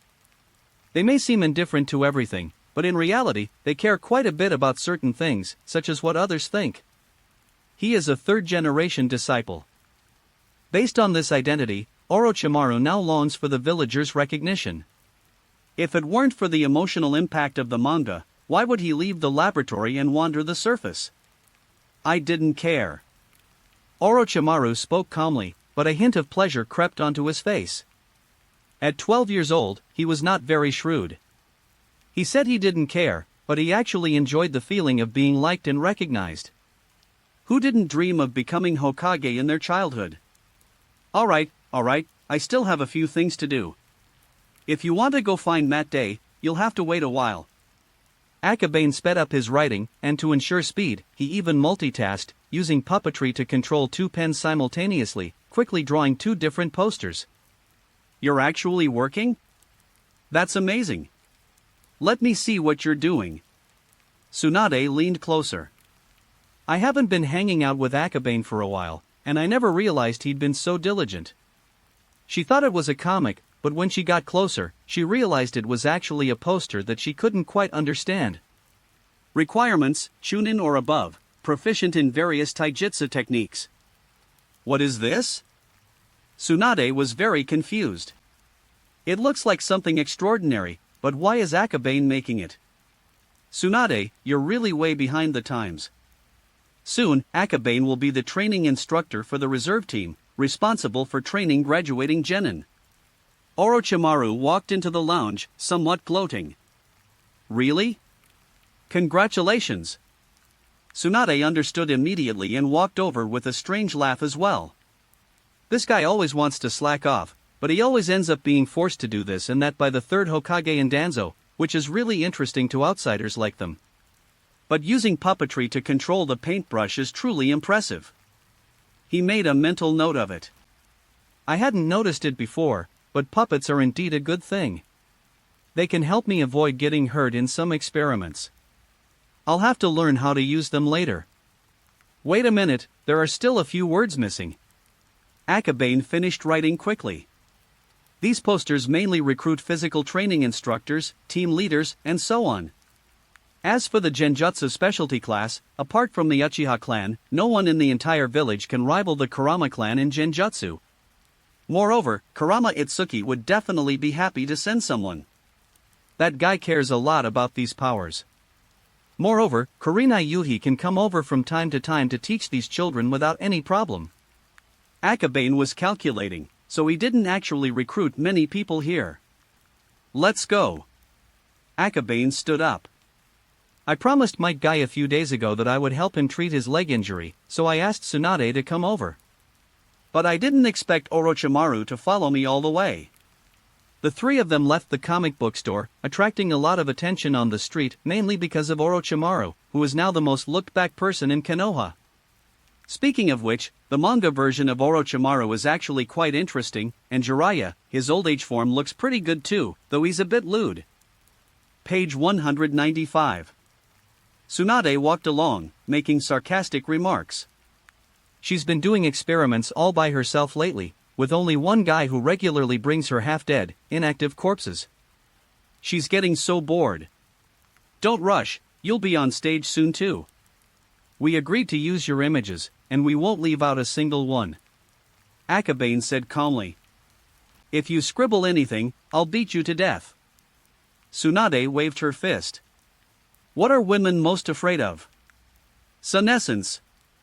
Asking Akabane to draw what she would look like 30 or 40 years from now would definitely require immense courage for her to agree. You've already learned the In Seal technique and you even know a little about healing arts, so what are you afraid of? Akabane chuckled. The In Seal alone is not enough to maintain one's eternal youth. Mito Uzumaki is able to maintain her current appearance because, on the one hand, the Uzumaki clan has a long lifespan and strong vitality, and on the other hand, the In Seal and her knowledge of some chakra techniques allow her to keep her body active. Of course. In that case, once she ages, it means she will no longer have the ability to suppress the Nine Tails. Although Tsunade has only just mastered the In Seal, given her current enthusiasm for researching medical techniques, she will eventually be able to develop the 100 Healings technique. I know that's why I'm afraid you'll scribble something. Tsunade was stubborn, but a smile unconsciously crept onto her face. Who doesn't like to be praised? The three walked on until they reached the residential area of ordinary people. Last time he needed someone to guide him, but this time Akabane was able to find Might Guy's house on his own without any trouble. However, before even entering the door, Akabane heard the sound. 193, 194. Looks like he's working out again. This guy is just like Kai and Shaoli. Akabane sighed helplessly. Shaoli was severely injured by Gaara again when he opened the fifth gate. When one of his hands and one of his feet could not move freely, he had to use the other hand and one foot to exercise. Kai, despite losing both legs, still uses his hands to move around. In short, these three guys are all restless and don't allow themselves to be idle. They're completely in a different direction from me. You're really hard-working. Orochimaru didn't see it, but he could sense Might Guy moving inside just by using his senses. If you continue to act recklessly after injuring your leg, it can easily lead to irreparable damage. Tsunade hurriedly pushed the door open and went in, only to see Might Guy walking back and forth upside down. She was slightly startled. Upside down? Who are you? Might Guy remained upside down, staring blankly at Tsunade. Then, Akabane and Orochimaru walked in one after the other. This is utter chaos. Orochimaru covered his face. Although he was not good at medical arts, he had recently studied the 8 gates. To open the 8 gates, one's physical fitness must reach a certain level, otherwise, even if one is the first to open the gate, it is difficult to do so. Wearing a mask can indeed enhance physical strength in the short term, but this practice can cause some damage to the body. Without advanced medical skills, one would likely suffer from hidden injuries for life. Kid, are you out of your mind? If you lose your hand too, you won't be able to be a ninja, you won't even be able to be an ordinary person. Tsunade snapped. This. Senior Akabane, and, you are Orochimaru Senpai and Princess Tsunade? Matt Daly changed his posture. After he stopped standing upside down, he finally recognized who the 3 people in front of him were. When talking about Tsunade, the emotions were clearly more intense. As the granddaughter of the first Hokage, she was a princess of Konoha and the Land of Fire from a young age, enjoying all kinds of pampering. As I said before, I would have someone treat your leg injury. Akabane pointed at Tsunade. Might Guy was even more surprised. The medical personnel his senior was talking about was actually the famous Tsunade. Am I dreaming? Kid, lie down. I need to assess your injuries before I begin treatment. After a month of research, Tsunade's understanding of medical techniques is no longer as rudimentary as before. Before using chakra to treat injuries, she must first locate the injury and determine its severity before using appropriate medical methods. I'll help. Orochimaru walked over and pinned Might Guy to the bed. Poor Matt Day, at this moment, was like one of those lab rats, pinned to the bed and unable to move. Akabane felt something was off about this scene. Will Orochimaru pull out a scalpel and start conducting experiments? Hiss. It's a bit creepy and I can't look at it directly. Orochimaru pressed on a spot, and Might Guy immediately let out a miserable cry of pain. This area has a severe strain. Hey, he's not a test subject. You need to be gentle with the patient. Tsunade immediately stopped her. Then, she carefully massaged Dai's leg and, after confirming repeatedly, said, "It is indeed a muscle strain. It was originally just a minor strain, but it has seriously worsened in the past few days." Worsening? Princess Tsunade, am I not going to be able to cure her? Matt Damon panicked. He can endure pain and trauma, but if he can never be cured, it would be a nightmare for him. It's not that serious, but if you keep doing this, you might end up with incurable damage. As Tsunade spoke, her chakra began to gather. Unlike the common chakra stimulation therapy, Tsunade's healing techniques are more refined and precise, without causing waste or additional damage. Whether it's chakra stimulation therapy or other medical techniques, the essence is to stimulate chakra to accelerate cell division, thereby achieving rapid recovery. The more cells divide, the shorter their lifespan will be. Therefore, such accurate and precise treatment can minimize side effects. Orochimaru, on the other hand, took out a small notebook, seemingly writing something down in it. Akabane curiously leaned closer. The above is a string of data that I can't understand, but it looks like it's about Dai's muscle strength or something similar. While he relied on the system to digitize data, Orochimaru had already become the system himself. At that moment, he deeply felt the power of academic excellence. Orochimaru noticed Akabane's gaze, glanced at him warily, and then made a shushing gesture. Akabane looked away and walked to the front. Tsunade was very focused, carefully manipulating her chakra to repair her muscles. After a long while, she gathered her chakra and said, "All right, come down and try." Matt got out of bed, and a look of joy gradually appeared on his face. "Okay, it's completely healed." He wanted to shout, but remembering that the 3 people in front of him were all renowned geniuses, he forced himself to remain calm. Tsunade was somewhat tired. It was her first time treating someone, and she was under considerable mental pressure. Fortunately, it was a success. "Let me look at your hands." Might Guy dared not resist and reached out his hand for Orochimaru to examine. After a moment, Orochimaru nodded and said, "You also have a minor strain in your hand, so it's best to avoid strenuous exercise in the future." "Yes, Orochimaru-senpai." Matt Day, without a second thought, respectfully agreed. The data should be almost collected by now. Akabane glanced at it, then stepped forward and said, "The preparatory department will begin its work in a few days, and we will notify you to report for duty then." Yes. Chapter 194 Close the gate, release the tailed beast. Tsunade's medical skills have made significant progress, proving that her research over the past month has not been in vain. As for Orochimaru, Akabane felt that he was treating Might Guy as a research subject to observe his physical development, and that little notebook contained all sorts of miscellaneous data. Also, does that notebook really only contain Matt Daly's data? Hard to say. Akabane felt uneasy, as he had a lot of data about him that had been recorded over there. Next time you have a patient with this kind of simple condition, be sure to tell me. Tsunade had just finished a treatment, and the excitement in her heart had not yet subsided. For her, this was a valuable treatment experience. Of course, it's also because Matt Day's injuries weren't too serious. If it were to the point of disability or severe injury, she really wouldn't dare to treat him. Once you've done it once, you want to do it again. Tsunade desperately wanted to rush to the hospital and snatch some patients from the trauma ward. She didn't dare to touch the internal organs yet. Don't worry, you'll have your chance to take action later. Who wouldn't want a free doctor? Moreover, Tsunade's medical skills will be among the world's best in the future, and you can proudly say to people that Tsunade was once the school doctor at our school. Just thinking about it makes me feel so proud. I'm back from Matt Day's place, and there's nothing else to do for the time being. Orochimaru and Tsunade naturally retreated to their own laboratories to continue their research. Tsunade, in particular, had just undergone a minor surgery and was now at the height of her research, wishing she could spend all her time in the lab. Meanwhile, Akabane continued working on the job fair. It wasn't until the next day that he hastily finished preparing everything needed for the job fair, having only slept for a few hours in between. In the past, I would have needed at least 10 hours of sleep.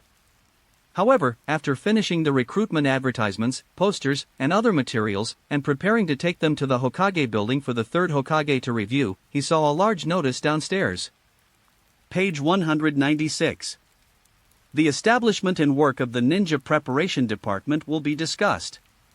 Outside the announcement, a group of ninjas and villagers were gathered. Most of these ninjas were chunin or genin from commoners or small clans. They were relatively isolated from information and could not know the decisions of the village's higher-ups immediately. The Reserve Department? What kind of department is that? Is it another ninja academy responsible for instructing newly graduated genin? Then what about the current model? The current model involves a jonin leading 3 newly graduated genin, who are responsible for teaching and training them. If a ninja academy is established, this model will undoubtedly no longer be applicable. Compared to ninjas trained in large numbers, those trained by jonin are undoubtedly much stronger.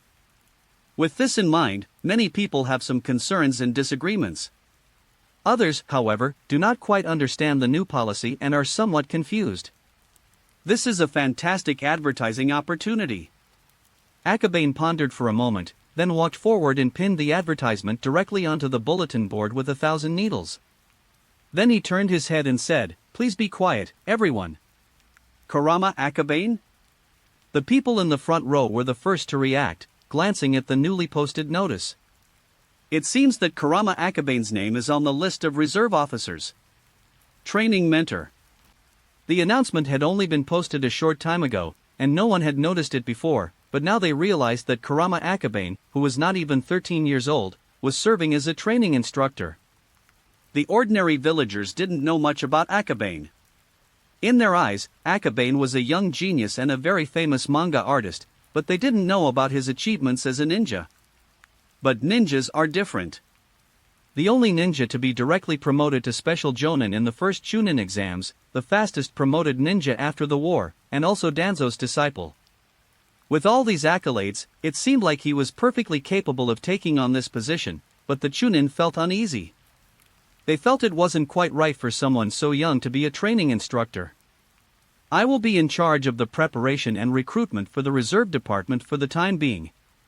If you have any questions, please feel free to ask, and I will answer them all." Also, tomorrow morning, I will be recruiting teachers for the reserve department at the main gate of Konoha. Ninjas of Chunin level or above are welcome to apply. Then, Red Feather sat down, looking as if he was waiting for everyone to ask questions. A figure slowly withdrew from the crowd. Phew, it should be foolproof, but it will be hard to split myself into two. Akabane used his transformation technique to disguise himself and managed to squeeze out from inside with great difficulty, catching his breath outside. Too many people. I wish you all the best. He silently bid farewell to his shadow clones, then entered the Hokage building. He still needed to show the third Hokage the details of the job postings. The third Hokage was upstairs. At such a close distance, there was no need to use the telescope technique. He could see Akabane explaining things to the other ninjas and villagers downstairs directly from upstairs. He sensed Akabane enter the room, turned around with a cheerful smile, and said, "Well done, your answer was perfect. You say you're going to help me, but you don't even explain to everyone what the preparatory department is supposed to do. Isn't that just increasing my workload?" Akabane entered the room, wanting to throw the documents in his hand away, but that was just a thought. He dusted himself off, put the posters and materials on the table, and continued, "These are the recruitment posters I prepared, and also the dates for the job fair starting tomorrow." "Okay, I understand. I'll talk to Shinosuke about it." The third Hokage glanced at it, then nodded. He then pulled out an information scroll from underneath and handed it to Akabane. "What is this?" Akabane opened it, revealing a familiar coded lock. After unlocking it using the corresponding method, text appeared on it. "This is a battle report. Konoha's dark ninjas were attacked by Kirigakura's rogue ninjas. Neither side revealed their true identities, and after a fierce battle, Konoha's dark ninjas emerged victorious. But this is just the beginning. The start of the battle signifies the commencement of the war in the land of whirlpools. How are the Uzumaki clan doing?" Akabane couldn't help but ask. In reality, the Uzumaki clan no longer brought him any substantial benefits. However, he had a little girl at home, and Mito Uzumaki had always taken care of him, so he still wanted to ask out of concern. Although we warned them beforehand, by the time the Uzumaki clan made their move, the other ninja villages had already surrounded Uzumaki village. The third generation shook his head solemnly, then took out a map. Above is the land of whirlpools.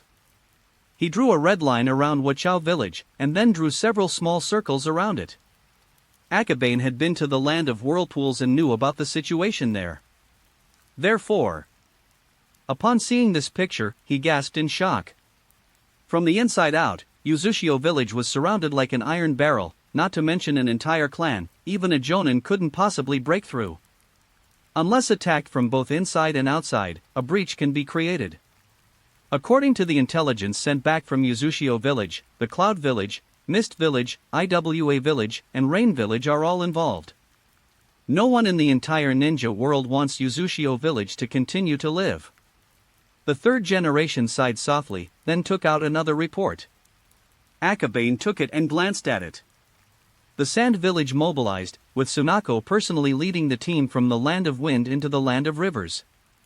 However, the number of people was not large, and the Hyuga clan, who were lurking in the mountains, did not discover any traces of their smuggling.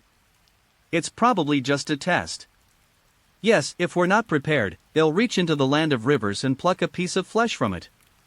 The third generation nodded slightly. The land of rivers is very weak. It basically doesn't even have its own ninja villages, and is full of outside ninjas and wandering ninjas. If it weren't located between fire and wind, it would have been annexed by the land of wind long ago. However, we cannot rule out the possibility that they will take advantage of the situation. Although the second Hokage of Sunigakure is missing, their puppetry and medical techniques may be able to modify him and preserve his maximum fighting strength. If we blindly believe that the second Hokage does not exist, we may suffer a great loss. Akabane thought about it and still felt that the second Kazekage was a potential threat. After all, Sunigakure is too mysterious, and many of its methods have never been seen in the world. If they really get serious, it's not impossible that they could use these methods. The third Hokage said in a cold tone, "If they really want to make a move, then they'll have no choice but to release their tailed beasts. The Uchiha's abilities are a double-edged sword. They didn't dare use it before, but now that the Uchiha have surrendered, and with Uchiha Genkai awakening the Manjikyu Sharingan, he can unleash the one-tailed beast and control it to destroy Sunigakure, thus solving the problem at its root. The reason I thought of this is thanks to Akabane's manga. At the beginning of the manga, someone can release and manipulate the nine tails, and they can also use the same method to release Shikaku. When it comes to sealing techniques, no one can compare to Uzumaki and Konoha. If they really want to target the Jinchuriki, Shikaku will definitely be released. The angry and irritable Shikaku will not let Sunigakure go without being instigated by the Uchiha. Even if the second Kazekage modifies himself, his strength will inevitably be weakened, making it impossible for him to withstand Shikaku's power. What a ruthless method! Akabane was secretly alarmed. If Sunigakure really sent out all its elites, and Konoha secretly infiltrated with Uchiha Jonin, then half of Sunigakure's homeland might be gone. Chapter 195: A Cancerous Advertisement, Comic Dream. The location of the river country is a buffer zone. The more parts of it are annexed, the greater the threat the Land of Wind poses to the Land of Fire. From any perspective, Konoha cannot stand idly by and watch the Sand Village enter the Land of Rivers.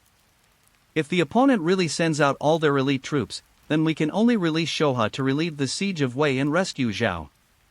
Akabane pondered for a long time and felt that there was no good solution in this regard. After all, Danzo and the Yambu had all gone to the Land of Whirlpools, and Konoha only had Hiruzen Sarutobi and a few other Jonin and Shunin left. This scale is no longer sufficient to open up another battlefield. By the way, your comics have spread throughout the Land of Lightning and the Land of Earth. The third generation took out another scroll, with a half-smile on his face. Besides the Land of Whirlpools, many members of the Dark Guard have infiltrated other major countries to monitor their every move. This information was clearly obtained from these ninjas. However, Akabane himself knew that he had no caravans traveling to either of those countries. What happened? He picked it up and curiously deciphered the code.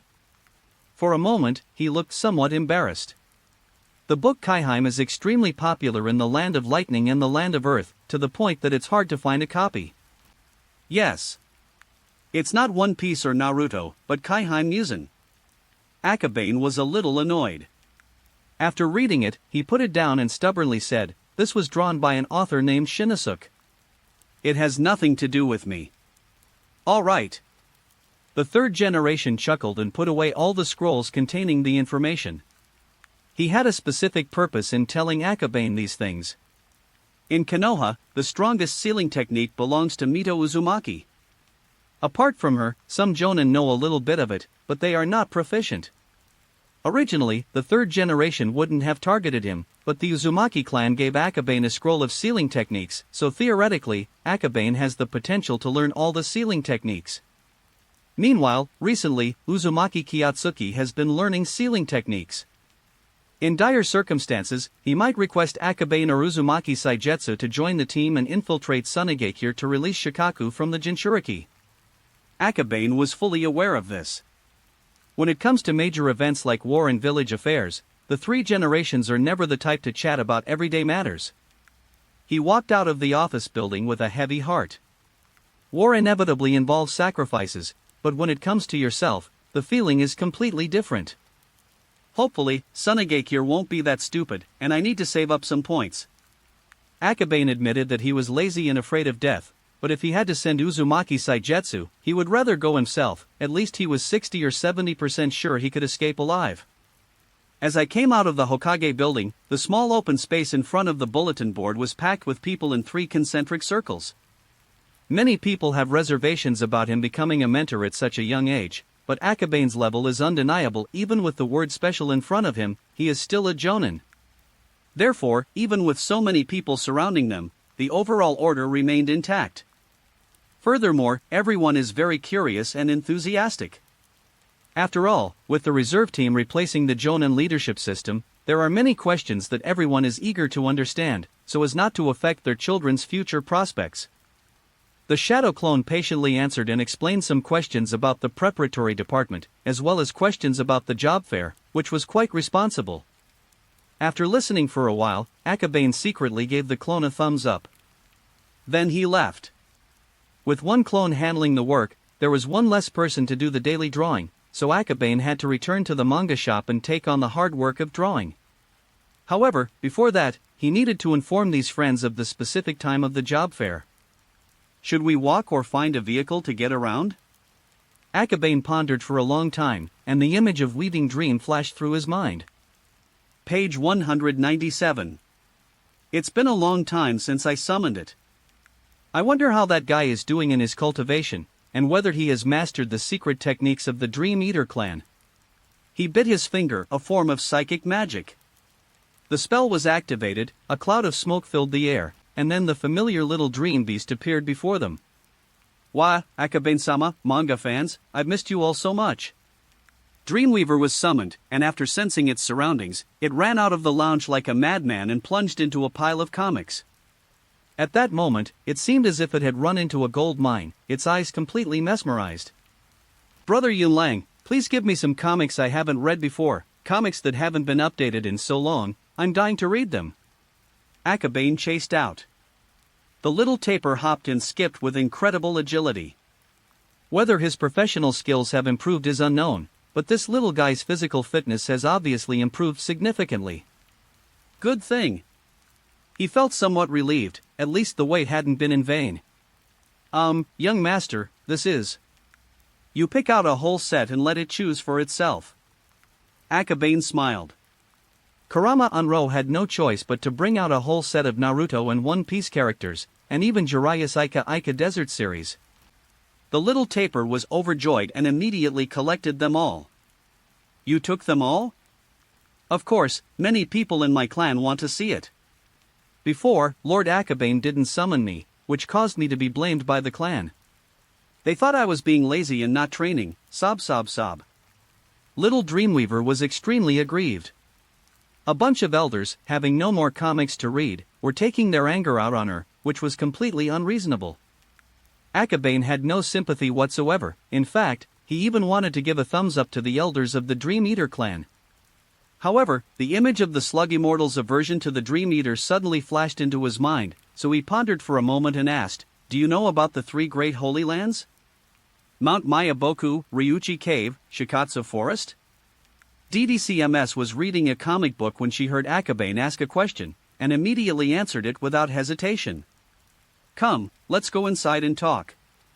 Akabane carried it, along with the comic book, into the lounge and placed it on the table in front of him. The little Baku felt uneasy and, forgetting about the comic book, twitched its nose and asked warily, "What's going on? You guys seem to be able to pull other people into dreams. What dream isn't a dream? Why don't you go back and tell your clan to help me promote the comic and change the dream into an anime format?" Akabane chuckled strangely. A comic book dream? The little taper was a bit confused and couldn't quite grasp the situation for a moment. Yes, just like this.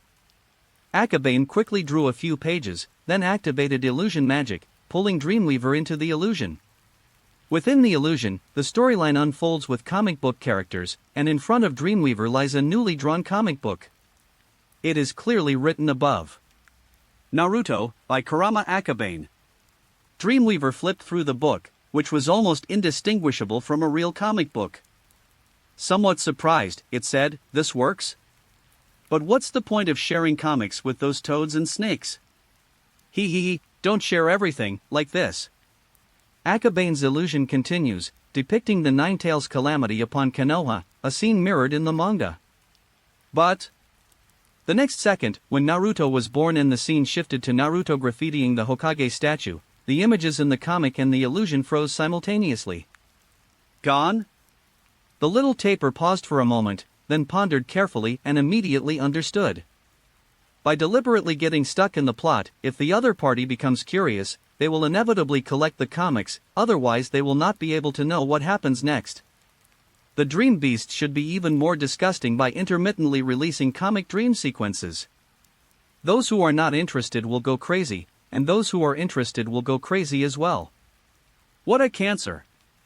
The little Baku shuddered, thinking to itself, when it comes to scheming, humans are definitely the best. How about it?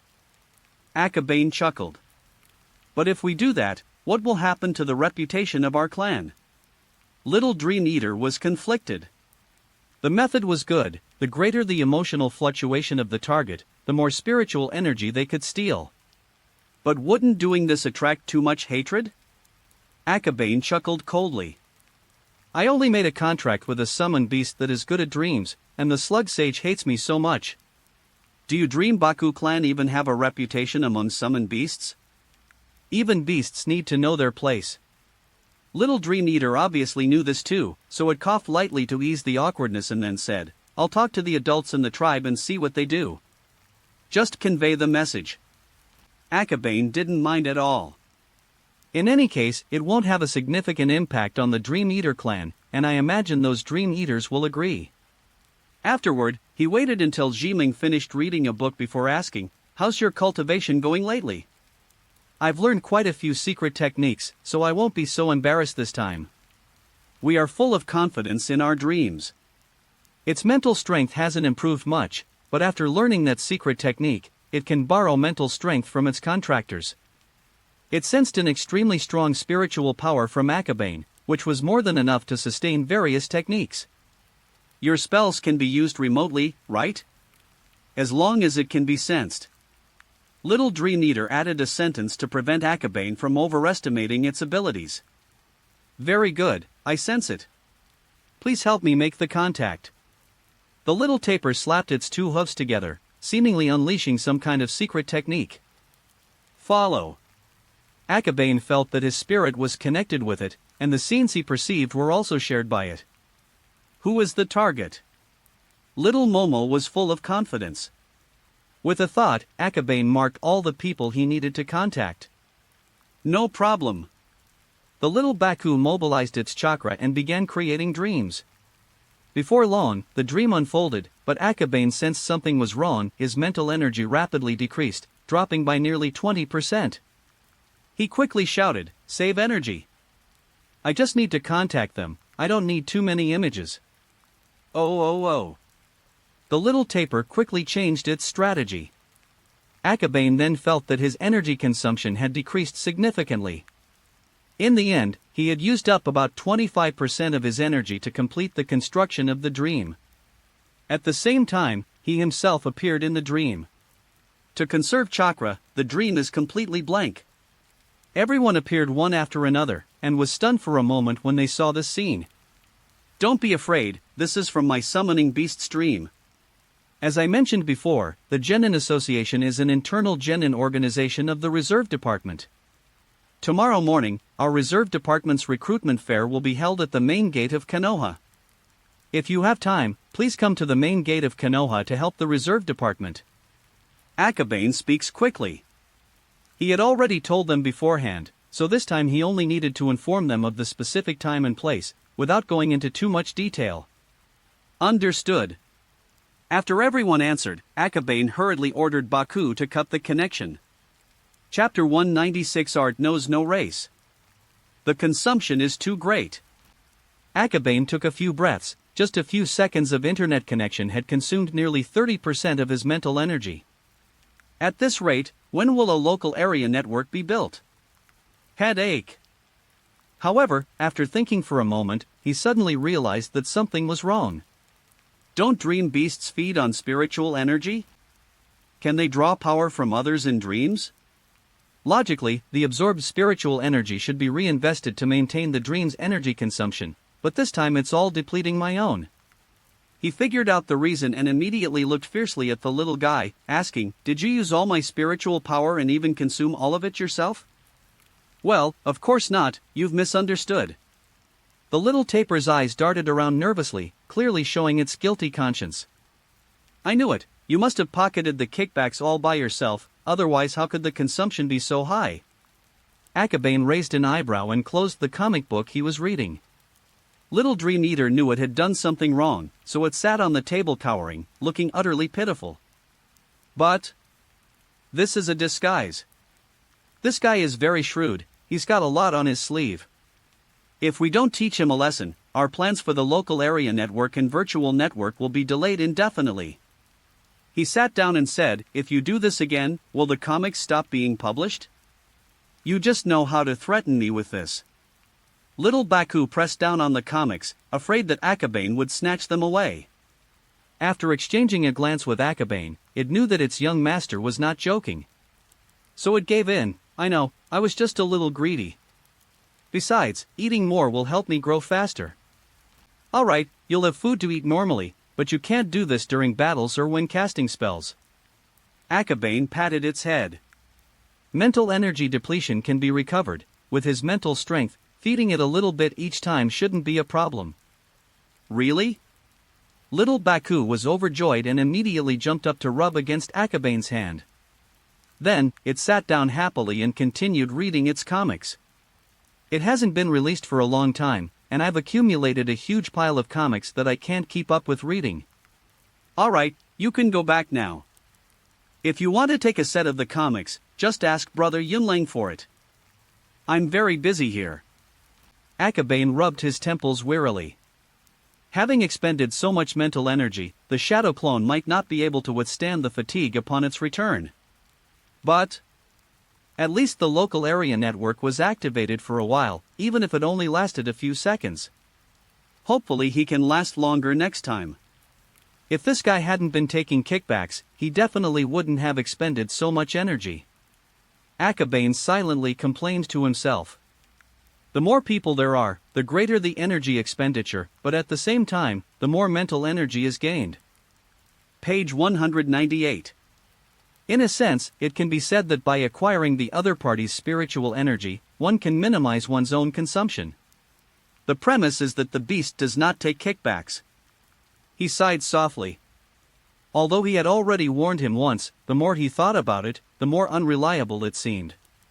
The little taper returned from outside. Judging from its appearance, it had acquired quite a few comics. A clear look of satisfaction could be seen on the beast's face.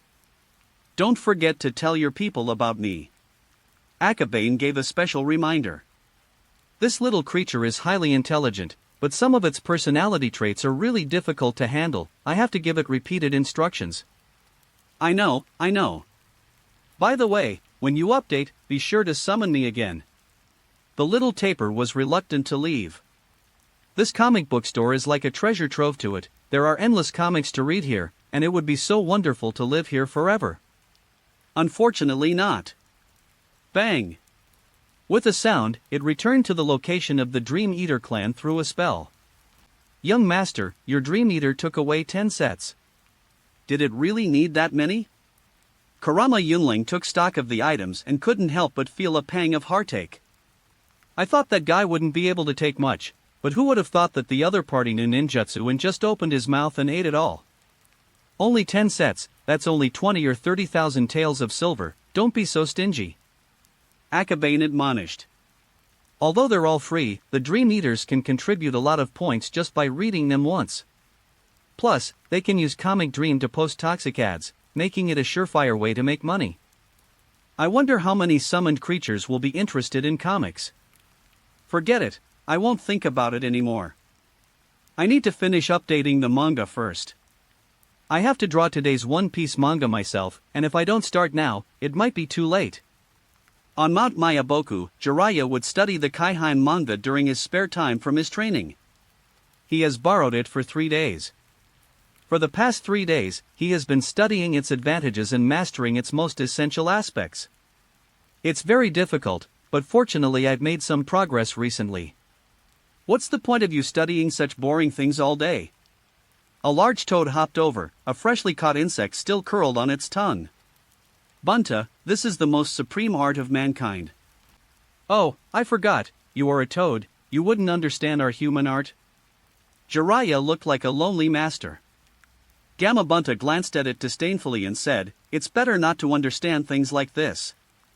If you focused on your cultivation, you would have already surpassed that Orochimaru you mentioned. No, the person I'm going to surpass now isn't some boring guy like Orochimaru, but him, Shinosuke. Jiraiya was pointing at the manga's author. Bunta remained silent for a moment, clearly not understanding Jiraiya's pointless idea. However, the next second, Jiraiya drew a picture in a flash. Two toads, one male and one female, came together in a very weird way. "You idiot Jiraiya, what did you draw?" When Tai stepped back, still holding his weapon. You can't tell what the toad is feeling just by looking at its expression, but you can tell from its sound that it's excited and thrilled. Ha ha ha, aesthetics may differ, but art is something that all races share. Jiraiya was quite pleased with himself. This master is indeed powerful, even the toad is captivated by my drawing skills. Idiot, don't draw such boring things. As Bunta spoke, he seemed to be preparing something. Wait, no. Oh no. Jiraiya noticed the moment and, disregarding everything else, rushed forward and snatched Kaiheim into his arms. Water release, gunfire ball.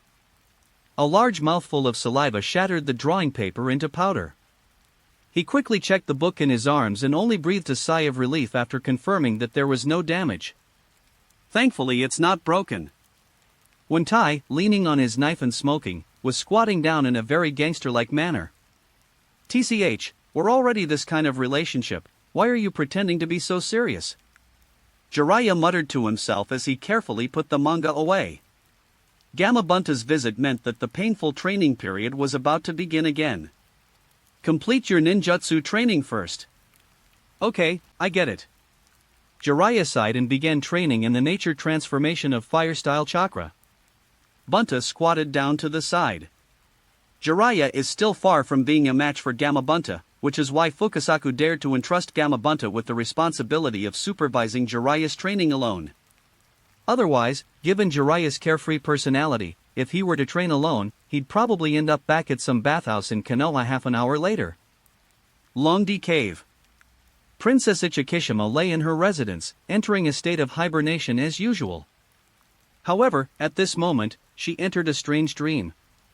In the dream, there was a giant fox demon, its body releasing terrifying chakra as it roared to the sky and then went berserk, destroying everything around it. The scene is grand. But what kind of dream is this? Having cultivated to their level, ordinary dreams can no longer disturb their sleep. Therefore, it only took her a moment to understand. It's those wretched flies again. She gritted her teeth, for snakes that prefer to hibernate, dreams are the most detestable thing. Even in the dream, she was helpless and could only slowly break free. While deciphering the dream, Princess Ichikishima observed the situation within the dream, wondering what tricks these annoying dream-devouring creatures were up to. Not long after, a book appeared. At the same time, a man's voice appeared in the dream. A ninja risked his life to seal the demon fox, but he himself died from exhaustion. Then, the dream changed. A huge statue appeared in the distance, covered in paint, and looked quite comical. Ho ho ho, is this the human world? It's as chaotic as ever. As she read on, she thought the book wasn't bad at all. If such a service existed, allowing the dream devourers to absorb some of their spiritual energy wouldn't be so bad. With her strength, the spiritual energy dissipated in her dreams can be quickly restored, so the dream of the Baku will not have a significant impact on her strength. The comic book, combined with the dream sequence, was a delight to read for Princess Ichikishima. She couldn't help but praise, not bad at all. You dream Baku even know how to provide quality service. It's no longer that kind of rigid, disgusting, and idiotic dream. I'm glad you liked it. I'll come again next time. The Dream Eater let out a strange laugh. Wait. Just as Princess Ichikishima realized what was happening, the dream began to collapse, and the books and images shattered in an instant. At the same time, she woke up. It was cut off halfway through. She took back what she said earlier, these dream-eating creatures were as annoying as ever. Damn it, the Dream Eater's brain is so rigid, it's impossible for it to come up with something like this. I must find out who instigated them to do this. Princess Ichikishima gritted her teeth. Naruto? The author's name was erased, but as long as you find anything related to Konoha, it's not hard to figure out who did it. It seems that Manda has made a contract with a brat in Konoha, so it can find out which brat is causing trouble. And bring back the whole set while it's at it. Afterwards, she left her residence and headed towards the location of the 10,000 snakes. Chapter 197 100 Comics as Sacrifices. The Ninja Reserve Division recruitment fair is now open. Those interested are welcome to apply at the main gate of Konoha Village today. Requirements. Banners were hung all over Konoha's streets. Akabane sat in the makeshift shed set up by the guards at the entrance, waiting for the Chunin to come and apply. Around him, a group of friends of similar age were busy helping with the trivial matters of recruitment, while Shikamaru and Shinosuke sat there organizing some documents. These materials were given to the Shadow Clone by someone during yesterday's Q&A session. Those people were quite interested in the teaching position and asked the most questions. Not long after, a dozen or so Chunin arrived, ready for battle. Are they all genin? Seeing the genin working in the shed, the Chunin were curious and hesitant. Could these people also be staff members of the reserve department? Hello, the genin will be happy to serve you. Genin meeting? The Chunin looked bewildered. They had never heard of this organization in the village. Inuzuka Ishii patiently explained to them, the Genin Association is an organization for the reserve genin, and its purpose is to assist the teachers in managing the genin's training, studies, and other work. I see. This is much more convenient. With these lower-ranking ninjas around, we can delegate some trivial matters to them. The Chunin immediately understood. What positions are you applying for? We already have theoretical instructors, but we are currently lacking ninja tool training instructors and infiltration training instructors. Inuzuka Ishii familiarly listed all the currently vacant positions. He hadn't wasted this day or so. Upon hearing this, the Chunin all showed hesitation on their faces. There are so many job openings, I have no idea which one to choose. Page 199. Not far away, Akabane was enjoying the cool shade in a shed under the trees, while secretly keeping an eye on the situation. Currently, the genin will be led by Inuzuka Ishii. Judging from the current situation, he handled it quite well. It was basically well organized and showed no signs of disorder. After going around in circles, the Chunin seemed to have finally decided on the positions they wanted to apply for. I hope we can finish the recruitment today, otherwise it's too tiring. Lu Ming sat in his seat, looking ahead listlessly. Don't be so unmotivated, someone's coming.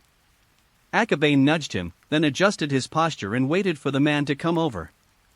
The man appeared to be in his 30s and had a serious expression. After walking up to them, he slowly sat down and said, I'm curious, you hired these tutors, what do you do yourself? Akabane glanced at the information card handed to him and raised an eyebrow slightly. Ryosuke Shiranui is a special jonin who is skilled in ninja tool manipulation, earth release, and fire release. He is quite strong in certain aspects. But this time, it's clear they're not just here for a job interview, but more to find fault. Personal reasons, or family reasons? The Shiranui clan is not a large clan, and its population is not large, probably similar to clans like the Yuhi clan. If it's a family instruction, then they'll have to think it over carefully. He was thinking, but his mouth didn't stop. He immediately said, as the chief training instructor, I am responsible for planning and guiding the training of the preparatory department. My responsibility is not just to teach, but to know what to teach, and how to maximize the students' combat effectiveness so that they can integrate into the battlefield as soon as they go there. How do you intend to achieve this? Do you really think that such instruction is superior to a jonin personally leading the team? That's what Ryosuke Shiranui said. A defender of the old system? Akabane understood somewhat and changed the subject. No, it's naturally better for a jonin to lead the team personally than to teach in groups, but do the jonin in the village have that kind of time? Besides, with so many genin in the village, where are we going to find enough jonin to instruct them? In the end, we can only send some genin back to the ninja academy. Ryosuke Shiranui fell silent. Jonin are generally at the military leadership level. Where would you find so many jonin to lead troops during wartime? Our preparatory department is dedicated to developing students' abilities to the greatest extent possible, observing their strengths, and then implementing the old jonin-led system for those with talent. Akabane spoke slowly. Comprehensive training, rigorous selection, selective teaching, and individualized instruction. Ryosuke Shiranui wasn't stupid. After listening, he basically understood Akabane's philosophy.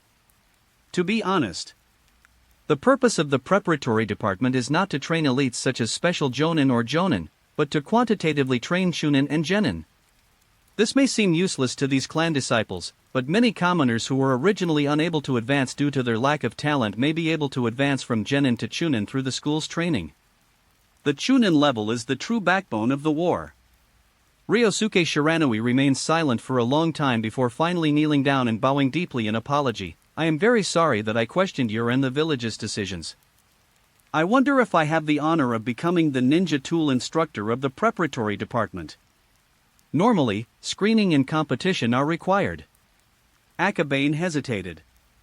This was the normal procedure, but the other party was a special jonin. Besides, why would a special jonin apply for this position? It made him think they were looking for trouble. Seemingly understanding his doubts, Ryosuke Shiranui stretched out his leg and said, "My leg was injured in the war and cannot fully recover, so I am not capable of going to the battlefield, but teaching ninja tools should not be difficult for me." Akabane glanced at him. His legs were covered in hideous scars, with a particularly noticeable scar on his knee. It looks like he took an arrow to the knee. Without the ability to move nimbly, he could no longer function as a normal ninja. Shikamura hesitated for a moment and said, "Or we could just have Ryosuke become a jonin." Don't worry, it's just about ninja tool control. I believe I can't lose to anyone. I beg you to let me proceed according to the normal procedure." Ryosuke Shiranui got up. He got up very slowly, clearly because his right leg was not very flexible. Akabane fell into deep thought. Ryosuke Shiranui's situation was truly unexpected, and it also served as a wake-up call for him. Ryosuke is not the only special jonin in the village. There are many other jonin who are unable to go to the battlefield due to injuries. Although these people have various flaws, they have rich battlefield experience and their strength is beyond doubt. Therefore, Shadow Clone Technique. You stay here and keep watch. I need to talk to the third generation lord about what happened earlier. These people are absolutely invaluable to the reserve department. Akabane stood up, leaving behind his clone and the others, and then left. Hiring these special ninjas can not only solve the mentor problem, but also help some ninjas who are in trouble but are determined to contribute to the village. Of course, not every disabled ninja can be like Ryosuke Shiranui, who can control ninja tools without any problems. Most of them will probably be recruited as special hires, so there is no need to cancel the recruitment of formal instructors here. He rushed to the Hokage building. He mentioned what had just happened to the third generation and expressed his thoughts. The three generations fell into deep thought. Regarding disabled ninjas, the village has always helped them through financial subsidies and compensation. But in this form, your idea is very good. Not only the reserve department, but the guard team can also hire these jonin as consultants. The three generations of thinking diverged, and various ideas quickly formed in their minds. In those days, there were no medical ninjas accompanying the war. Most ninjas were crippled or seriously injured and died on the battlefield. Only special jonin and jonin had a chance to survive and receive treatment from medical personnel in the rear. However, even if they received treatment, without advanced medical ninjutsu, simple medical ninjutsu combined with medicine is simply not enough to cure them. Therefore, the number of wounded jonin left over from the First Great War was quite large. Some of them who were not affected in combat have returned to their posts, but many have lost the ability to go to the battlefield and do missions. Having them fill these positions is indeed a very good solution for Konoha, which is currently facing a talent shortage. I will convene a meeting immediately to compile a list of severely injured ninjas and arrange for them to join the Ninja Academy, the Guard Corps, and the Reserve Department as advisors or specially appointed teachers. You don't need to worry about this, I will take care of it. The third generation was decisive. Once he made a decision, he immediately took action, leaving even Akabane behind. Akabane was quite pleased with this. With three generations taking over, he doesn't need to be busy with this and that. With Shadow Clone and Lu Ming and others overseeing the recruitment fair, there seems to be nothing to worry about. Thinking about it this way, Does that mean I can just relax and be a couch potato again? An undisguised smile appeared on his face as he returned to the comic shop with immense joy after the third generation left.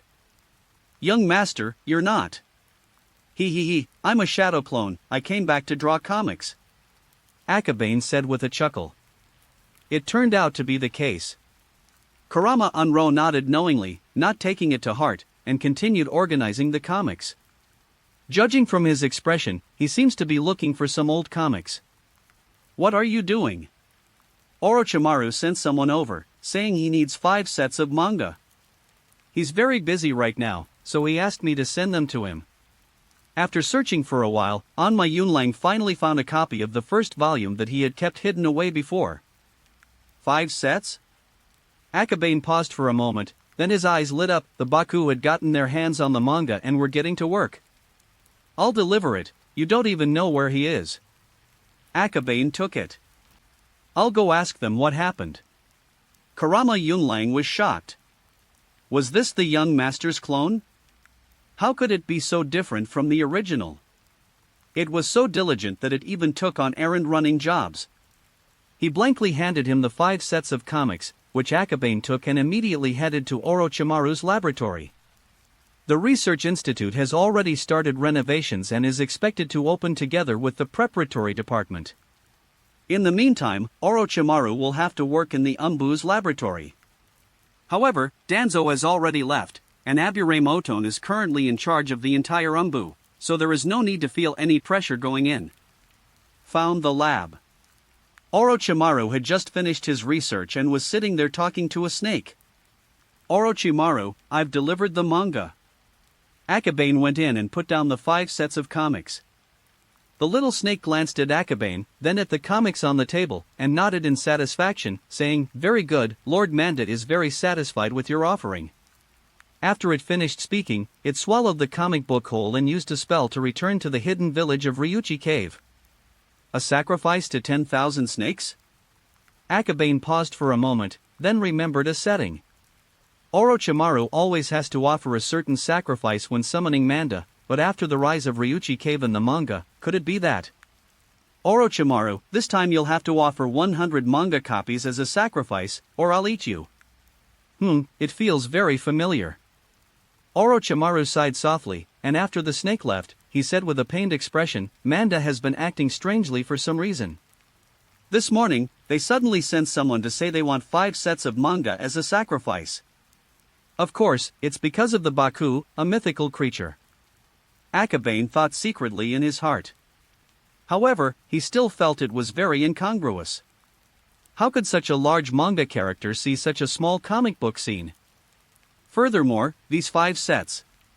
Could it be that the other members of Ryuchi-dong need it? Chapter 198 Obsessed with human creations is the most unambitious thing. By the way, isn't today a job fair? Orochimaru is acting strangely. How could someone have time to give out comics at such an important event as a job fair? Slacking off again? With shadow clones over there, there's absolutely no chance of anything going wrong. And the main thing is that they can come out halfway to talk to the third Hokage about the issue of the village's disabled jonin returning to their posts. Akabane quickly tried to explain himself. After listening for a moment, Orochimaru quickly understood. Who are they planning to recruit into the reserve department? This is a good idea. Jonin are valuable resources for the village, and being able to reuse them would definitely be good for the village. Recently, I've been thinking about whether it's possible to learn from the Sand Village and use puppet parts to replace the limbs that ninjas have lost. If it could be done. He picked up the small notebook and was flipping through his own booklet. Result. Page 200. Just then, the snake reappeared. What are you doing here again? Orochimaru has never even seen the Manda mask, yet he's been ripped off with a ton of protection money. The manga was taken away, but it came back not long after. Lord Manda asks you, which one is Kurama Akabane? Kurama Akabane? I don't know him. Orochimaru is clever. He knows that these snakes are eyeing Akabane, so it's best not to tell anyone. The little snake didn't quite believe it after hearing that. Because Manda said that this person named Akabane is definitely from Konoha. It flicked its tail and said, the Kurama Akabane manga is good. Several adults are very interested in it. If you are interested, you might as well come to my Ryuchi cave. Longdi cave? Orochimaru was shocked and speechless for a moment. He only just realized that the snake clan he had contracted with through his spirit scroll actually came from Dragonland Cave, one of the 3 Holy Lands. However, regarding its problems, Akabane observes the nose with his eyes and the heart with his nose. None of the people in Ryuchi-do are easy to get along with. He doesn't want to go there and become fodder. So you lived in Ryuchi-dong? Our snake clan is all in the hidden village of Dragonland Cave. That's right. Then I'll take my leave. After speaking, the little snake coiled up, activated its spell, and left the area, presumably heading back to the Dragon Cave. After overcoming his initial shock, Orochimaru gradually calmed down. He was surprised, but upon closer reflection, even if Wanshi had mastered the secrets of immortal arts, its behavior didn't seem like something to be trifled with. Understanding this, he couldn't help but feel a little envious of Jiraiya.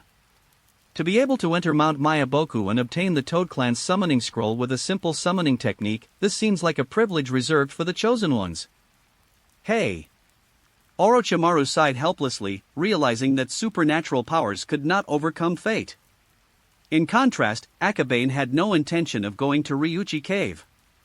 Is that a place people go to? A bunch of vicious snakes. If you fail the trial, you'll become food. Although the Sage Mode is indeed powerful, the process is just too arduous. As for Boruto's approach, it's so weak that it's completely worthless. Moreover, he already has the Dream Eater clan.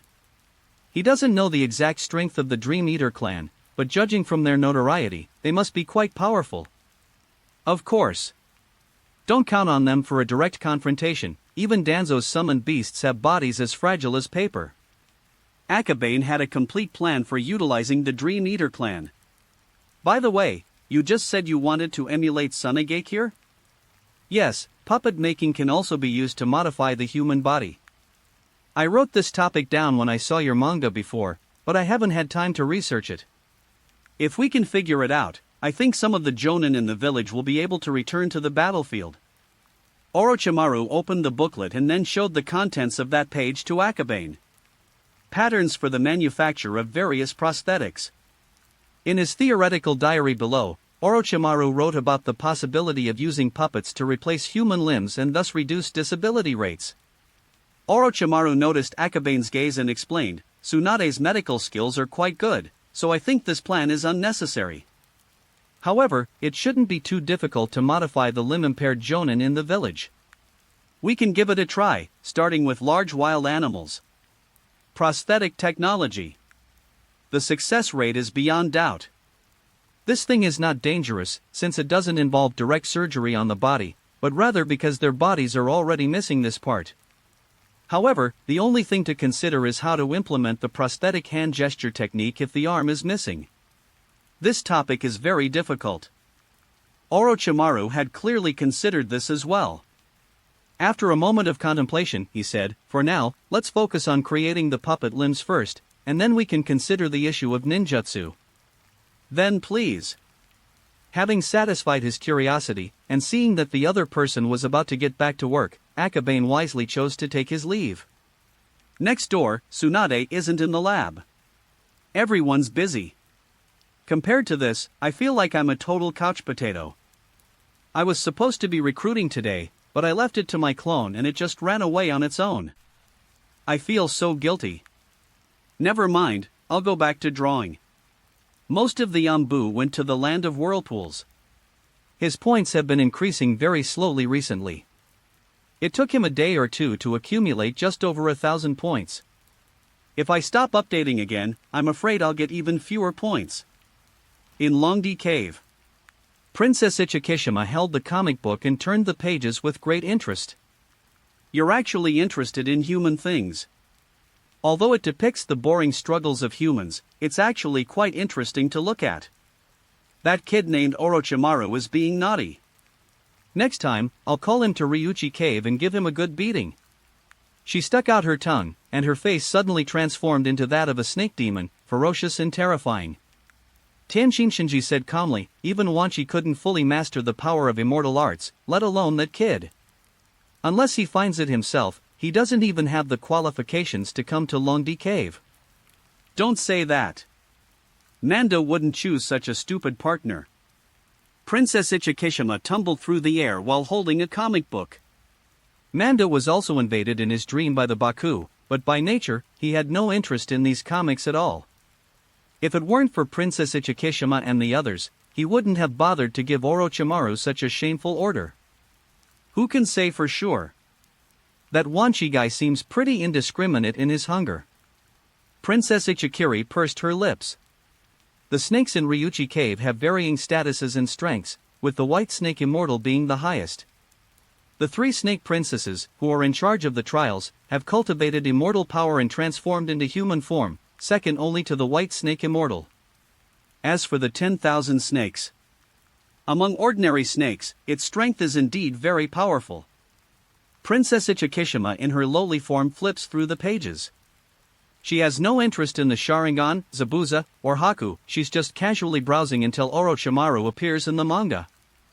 Hey, this Orochimaru, he really looks like our snake clan.